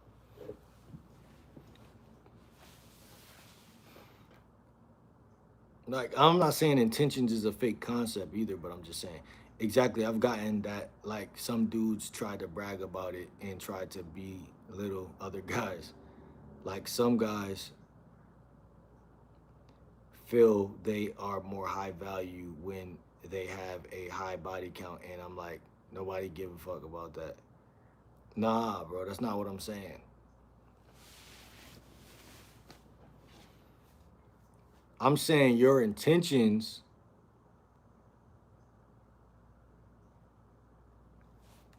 Nobody on earth should know your intentions for anything you do on earth. Like nobody should know my intentions for becoming a dating coach. Nobody should know my intentions for like why I signed up for this program or nobody should be no one should know you better than you. Or like you know what I'm saying? That's the first flaw in game because if a woman perceives that I already know Prince, I already know the type of guy he is, that is going to make her go find someone else who she don't know because she thinks it's something better, something else better out there. So that thought alone is demonic within itself. Like someone thinking they know somebody they never met before is already jeopardizing the potential, the blooming of the relationship, which is why you gotta humble bitches before they get on your property, which is your dick. 99% of the time. Does that make sense? Because they're gonna question your intentions. Don't make your intentions known, basically. Uh, she don't care about your intentions. She was taught to care about that. That's what I'm trying to say. She don't really care. In fact, what's her intentions? If I'm too busy questioning yours, then I'm getting away scot free. You ain't even questioning mine. So it's already dishonorable for me to even come in swinging the bat like that. But most women come in swinging because they don't got no game. See what I'm saying? They panic and they come in swinging because they don't want to get fucked and left. That's kind of like, I think that's their NO, is what I'm trying to say. I think that's their NO, right? From me going out here dating, I think that's what I've been seeing and coming across. Like, okay, cool. So they want a guy to chill with them, chill, eat food with me, have fun with me, like treat me like a lady. You know what I'm saying? And all that freaky shit is gonna come regardless, right? But that's what we talk about when we say game. It is not about finessing or lying to a woman, but it's definitely about your intentions is not even worth talking about. I'm not saying hide them. I'm not saying veil them, because my intentions might just be to just mingle you know, I might want to just have sex with you. And I tell women that all the time, week to week, on a weekly basis. And they don't go nowhere because I'm keeping it a buck. And I don't say it in a way like, yeah, I just want to fuck, that's it. Because obviously that's also a lie. But I'm telling them like, yeah, I find you sexually attractive, but like I want to go out and chill. Like we go to the park, chill, have a picnic, blah blah blah. But I'm mad at them for even questioning if I'm a real nigga at all. That's what I'll be mad at. Cause like that's putting like doubt is a low vibrational energy that she's already pouring into the equation. Um, and if you doubt somebody, just don't fuck with them. You know what I'm saying? So I'm not. It's not no hard feelings, but it's just like, yo, don't even. That's not the type of women I'm fucking with. I'm fucking with women that don't doubt. Um, don't make your intentions known. Basically, no. My intentions is to fuck, put you on the roster, and then potentially escalate you to another level. And if you're not okay with that, then I don't know what you want. Hold on, let me see. It's important to know what you both want out of the situation. So you're on the same page and things are clear. Yeah.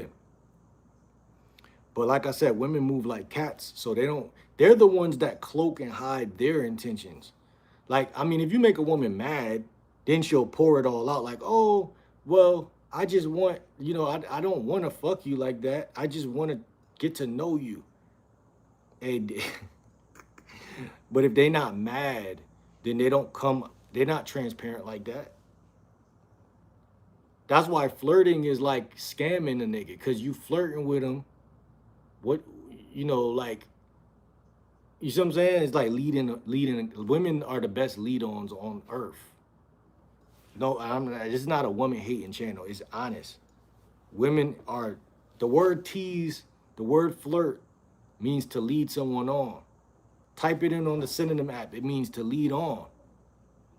Women do that shit automatically by nature. That's why every woman loves to flirt. There ain't one woman that don't like to flirt. It's a bunch of niggas who don't know how to flirt. Or don't even, like some do, but most can't. But that's not women's fault, but I'm just letting niggas know. Look, the word flirt means to toy with somebody. It means siren, butterfly, tease. Flirt means womanizer, lead on. That's what I wanted to show you how the word lead on is right there. It says lead on, play with. Women do that automatically. You know what I'm saying? They do that shit like, and that's why it's so funny when they really like somebody versus when they don't, because it's night and day. It's like this nigga getting all the dick sucks on earth, and this nigga just getting basically killed. Like basically indirectly mauled by a lion, in a way. Because she's just literally leading you on and toying with you. And I'm not saying women are evil. I'm just saying, if you don't learn this ism, nigga, you're in trouble. Hold on, let me see. What do you say when you're trying to get a lady back over to your crib? I don't try to get a woman back over to my crib. Well, you saying like if I meet her on Tinder and we talk for a couple of days, like I'll just let them know, like, you know what I'm saying? Like you saying like after we, like, cause we could go to the picnic first and then end up at the crib. Like, so it's not always directly back to the crib. Yeah. So I need you to narrow down on what you're asking. Cause it's not like, it's not even always gotta be verbal. Like, again, man, it goes back to the woman questioning your intentions. It goes back to that. That's the most should be the standout thing right now. If a woman's not questioning your intentions, y'all are gonna be fucking. But if she questions your intentions, it could be like what Rue said. She wants maybe a boyfriend or something. She wants something solid. And that's okay. But why can't she just say that shit, like verbally? Like, I guess women just want you to like know every fucking thing and be like a mind reader. Cause that's romantic, right? Me knowing already is very romantic. That's what I'm trying to say, man. It's like you gotta know as a man what's worth asking and what's just something you just gotta know. And that makes you more sexually attractive. So, like Prince said, what do you say when you're trying to get her back to the crib? You could just ask her or tell her. I don't know, man. Like just get her back to the crib. Like it's different for every chick, and that's one of those things. For every chick, is a little different. Some chicks you could be more verbally abrupt and more vulgar, and some chicks, again, like if she's coming in and already saying like I don't really want to sleep with you yet, but I just want to like date and like it's like that's kind of like a catch 22 because you want to sleep together and then date. See how that is back totally backwards. So it's like who's gonna sacrifice their who's gonna who's gonna be the feminine one? Who's gonna sacrifice their own perspective to take a chance to get with who? Otherwise, two people are at a standoff and nothing happens. You see what I'm saying? And to us, it's more romantic when a woman does that. So what we see is totally two different things. What the man sees and what the woman sees is two totally different things. And I think women, like Rue was just saying, two people got to be totally on the same page. It's true, but some women are more moldable than others, too. Like some women are more like, okay, I want a specific route. Like I want him to take me out and do all of this shit. But then they're like, well, just because I want this doesn't mean there's not a guy out here that's attractive where I'm going to still fuck with him in general. If that makes sense. I don't know if that makes sense to y'all. Because game doesn't have to be like wooing somebody. Game could be listening to her perspective. Game could be, you know what I'm saying? Sometimes it's cool if you got the money and she wants to go somewhere and y'all could go, but a lot of YouTubers do that, but I don't follow their blueprint. I'm just gonna have to approach more to see what results I get. Nothing wrong with asking for her number in a grocery store. Worst she can say is no or I have a boyfriend.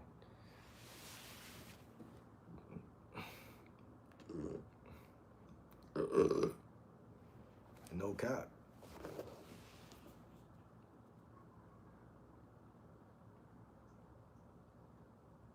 Gotta break that ice, man.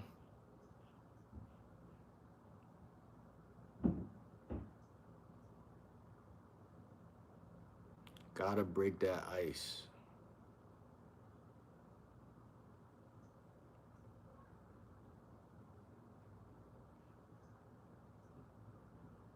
We talked about windows the other day. I want to bring that theme back up maybe later or something if we go live later. But windows is important. Like right now, it's what going on 4 o'clock. Every 2 hours, 3 hours is like a window. 2 to 3 hours is like a window. You know what I'm saying? You got a window.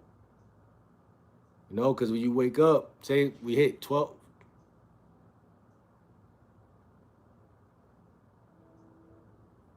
Hold on.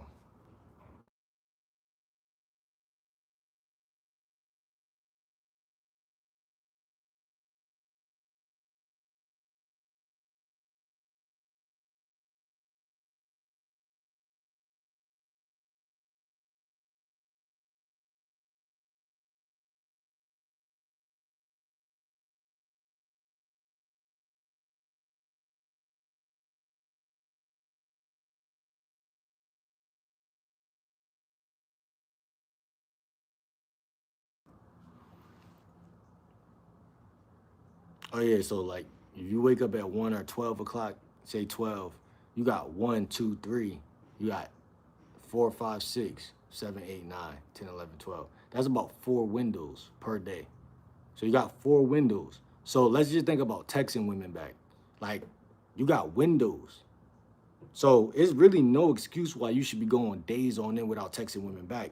But sometimes you will get distracted by life, which is good.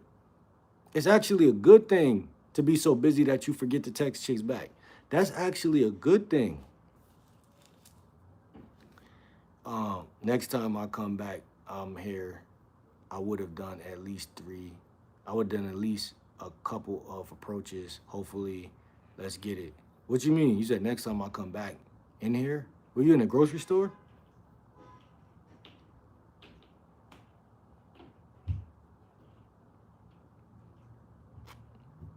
Drop a 1 if y'all still in the chat, man. We probably gonna close up shop in like a little bit.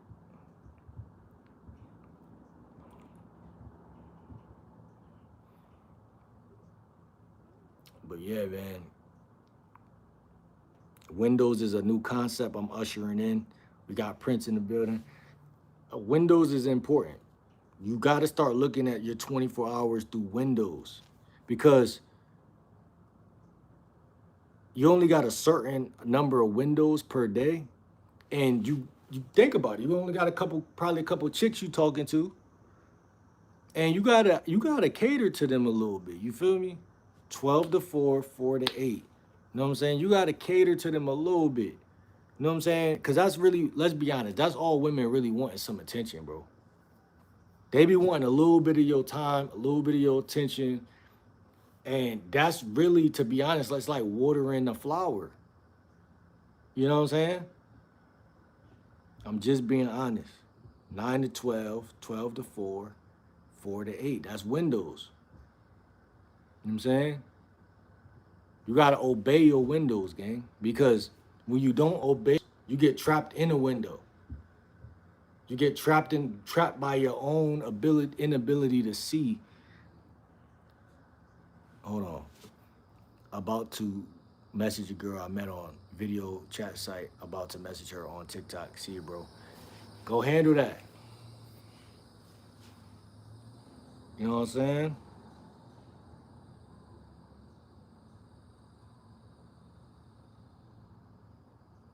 Go handle that, slime. You know what I'm saying?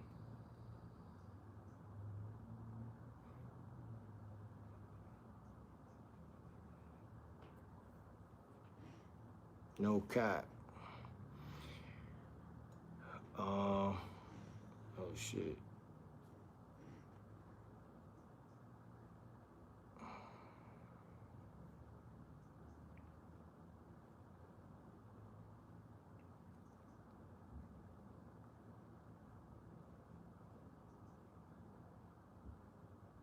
I'm telling you, man, because once I get tired, I ain't texting shit. I'm asleep.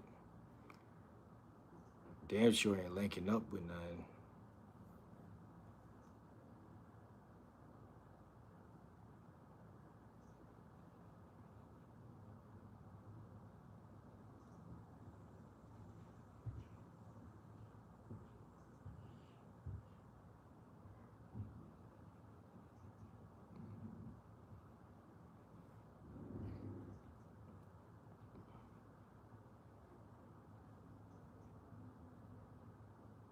Damn. Just gave her the wrong number.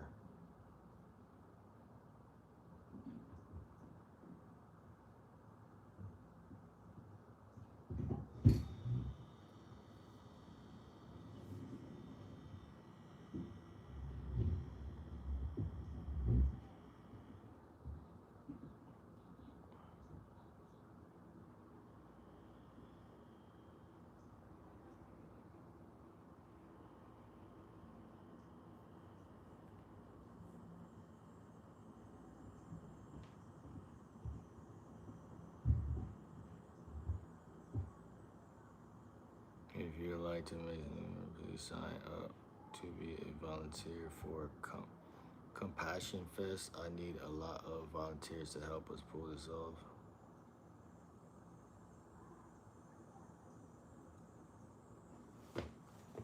This might be something right here.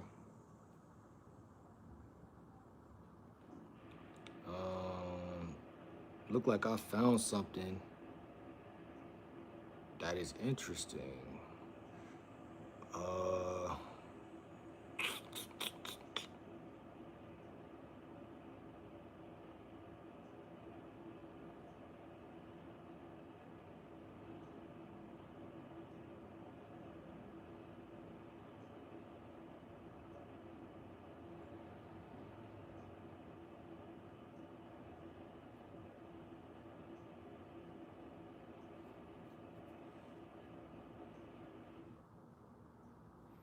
man, I want some Spanish food now. I ain't gonna lie.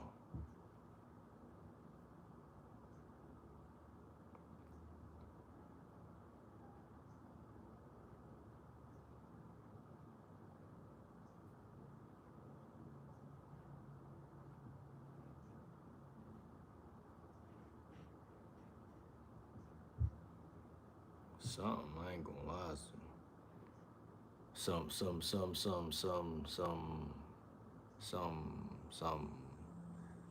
My boy putting them hours.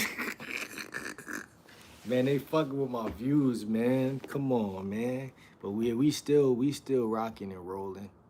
Know what I'm saying? Know what I'm saying? They taught them ABCs, but they ain't teaching about these P's. You know what I'm saying? Um, the festival runs. Da, da, da, da, da. Do I want to do first shift, second shift, third shift? This some vegan event type shit. I might want to do 7. Nah, that's too early. 11 to 3.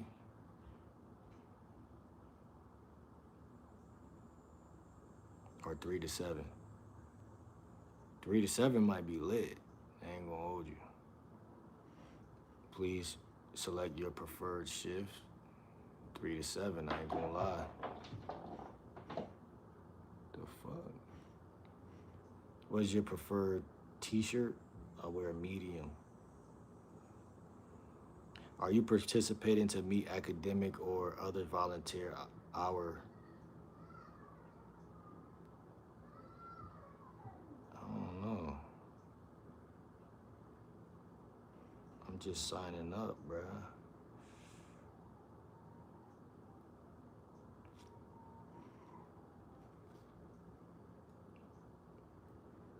Stream on Kick. I might fuck around back with it again. Filling out the app. This shit like some shit like I inboxed this chick on this vegan group and I said like I'm trying to make a vegan friend or some shit like that. I really am. Like I'm on a desirous hunt for vegan friends in my town, in my city.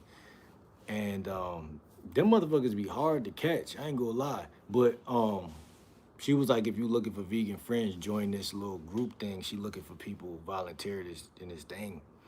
So I'm filling out that joint. But this is to me, that's more important than even like, because I want vegan shorties on the roster if I'm being 100. You know what I'm saying? I always talk about the gut butt and I'm adamant about it. I did a shift this morning unloading the truck, a huncho for 2 hours. Oh no, that's fire. Just go vegan restaurants. Some downtown. It's a couple that I fuck with. It's a couple I fuck with downtown, facts. But I think it'd be easier if I'm a part of something, cause going to the restaurant is kind of like, it's not like harassing the people, but it's like, it's not harassing. Now I ain't gonna lie, I met somebody. It's funny, his name Facts. I ain't seen him in a minute, but he got my YouTube channel, cause I seen him at Chipotle like the end of last year or something, and he was selling like sea moss drinks, and it's funny, bro, cause like he was at this vegan spot and I met him. That vegan spot's so fire. I haven't had it in a minute. This might be like asking for too much, bro. They talk about emergency contact phone number. I'm the emergency contact. Hold on, let me see.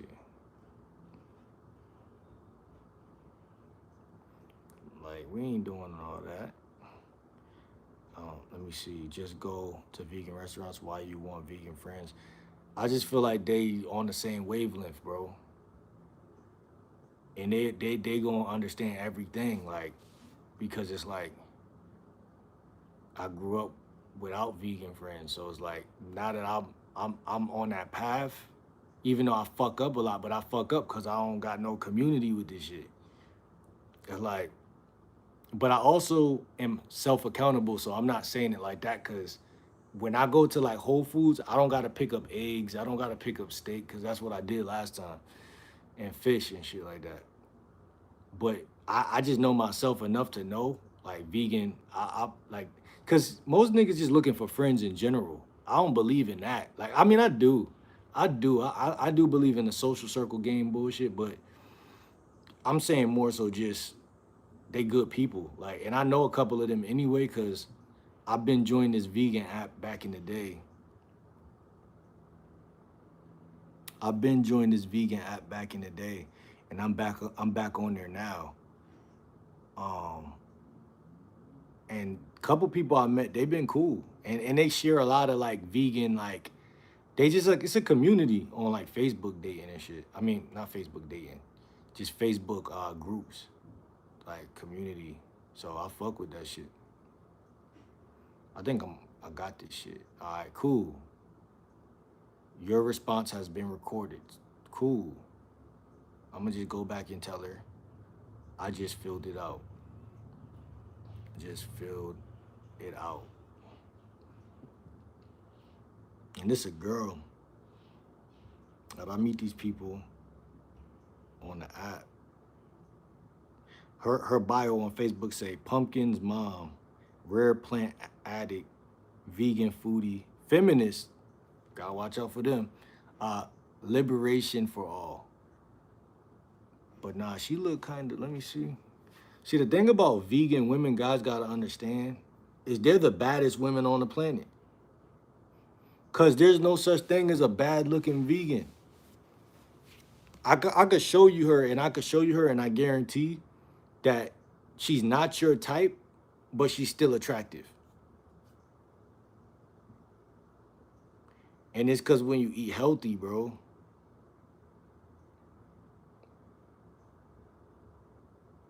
And I've been peeped that like the sexiest chicks on planet Earth are vegans, bro. Or something, fruitarian something. Hop on Meetup or invite or check invite Eventbrite. Uh, I got all that stuff too.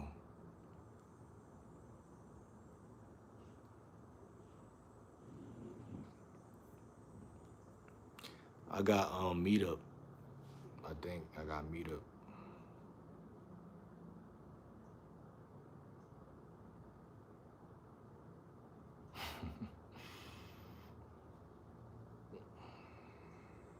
I got the McDonald's app too. I got all that stuff we talked about the other day.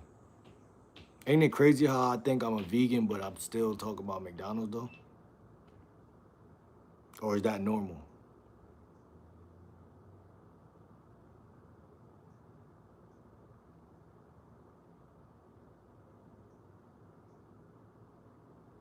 I ain't gonna lie, Suburb baby girlfriend get crushed,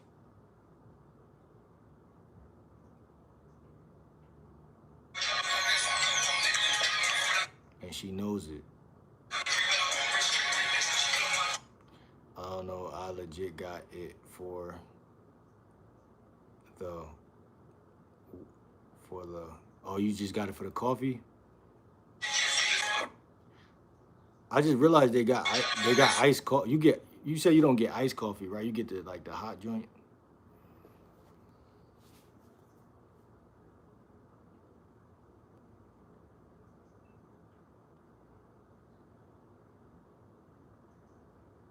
Shorty just text me on Facebook dating and shit. Let me see what she talking about. She said, "Oh word, yeah, I was trying to slide, but it was late as fuck. I assumed you were asleep and shit anyway." That's not his girl, gang. I just seen a video of them together. I just assumed, but Yeah, man, this sleeping pattern shit. Life is lifing right now for me, bro. I ain't gonna lie, like this should be fire, but then it be like it's always a fucking downside every time.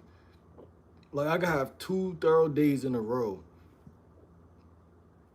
and I feel like I'm just in such a transitional point, pause, that it always makes me be like, yo, you're stuck between two different realities. You know what I'm saying? Like even like right now, we talking about McDonald's. Like that's really a big step because I really never was using apps on my phone and like with there's one app that I downloaded, this burrito place around the corner. Like, but I never really just used the apps and I never used coupons growing up, like nothing. And even with the vegan stuff we talking about, like it's mad vegan restaurants that I've discovered over the years, but like uh I never had the money to actually even continuously go to these places. Like I might go once a month or and it'd be my mom buying that shit too. It wouldn't even be me. So it's like right now, a lot of people don't realize, bro, like I don't met a chick in a vegan spot too. She was kind of mean. This was like 4 years ago, like 3, 4 years ago. She was mean, but she wasn't really mean. It's like she was flirting with me, but she was mean. It was like it was like a shit test type shit. So it's just a lot going on, bro. It's like I be trying to figure out to put one foot before the other. I'm gonna tell you what I seen in a video one time. What you see?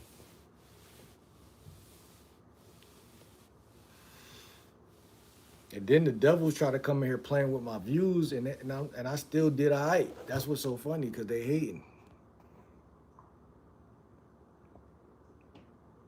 We ain't stopping nothing. See, this is what happened when you really, really um, care about what you're talking about. Dude said he used to go to the expensive restaurants just to be in the atmosphere and see the type of people who were in there and how they acted, etc. You saying that'd be good video content? Like that'd be good content, or are you saying like you don't need to spend dumb bread to get places you want to go? What you mean? Oh, you saying like you could go there just socialize and shit? Panera Bread kind of fire too. It's a Panera Bread that way. But yeah, I socialize a lot off camera in like Starbucks. Like the Starbucks Chipotle Plaza that we went to the other day. I socialize a lot, like over the couple years, but I socialize a lot in them places to the point where even when I'm off camera, my bro that worked in Chipotle was driving by on his e-bike. He was going to meet his girl at the mall. And he stopped and came over there and chopped it up with me and shit like that. So it's you know, but like I told you, bro, friendship, like bro, here's the crazy part. Like when you said why you want vegan friends, it's like you your diet is insanely your diet is insanely manipulatable. Like you could be a vegan.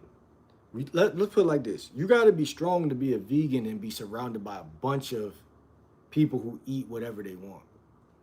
Like especially for years. Most people relapse and then that ends up bad because obviously you being a vegan that's your body and you're making a choice as an adult to just cut out certain things. Even when we talk about coffee and shit, it's like you want to get a coffee that's a vegan coffee if you could as a vegan. You know what I'm saying? So it's like, but that's probably gonna cost $3 to $4 or like something like that, maybe even $6, opposed to if you go to McDonald's, it's a great deal, but it's kind of like you gotta mix it between like you gotta This is how I look at it. You got to use all your apps together instead of just doing one. And that's why I kind of set up a folder on my phone. Because it's like, but yeah, Shorty said, yeah, I was trying to slide, but it was late. Like, and that's what you're saying. Like, women want to slide when it's late. I'm like, why the fuck? Why the fuck don't you just pull up when it's when?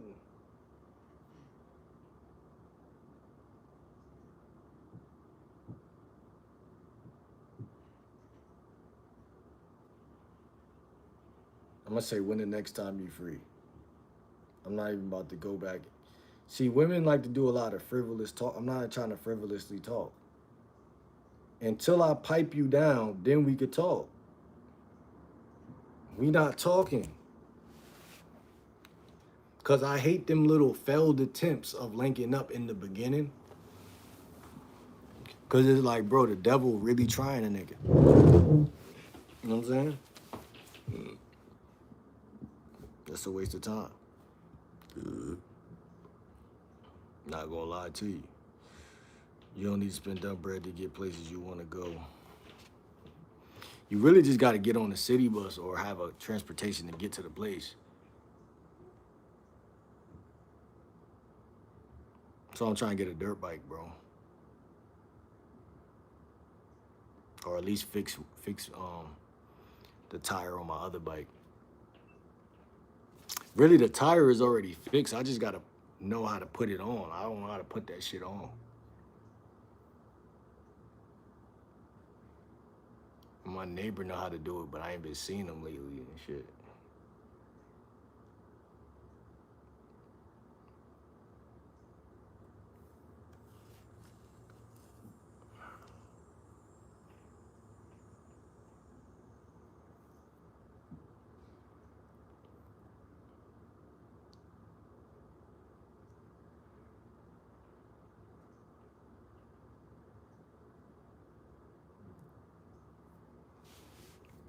Appreciate the likes.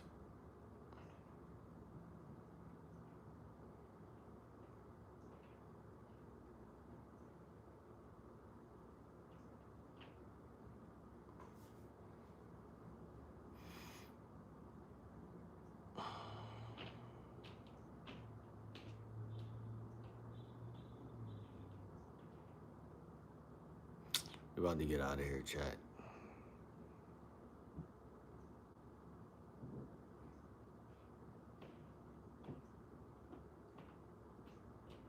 I'm gonna see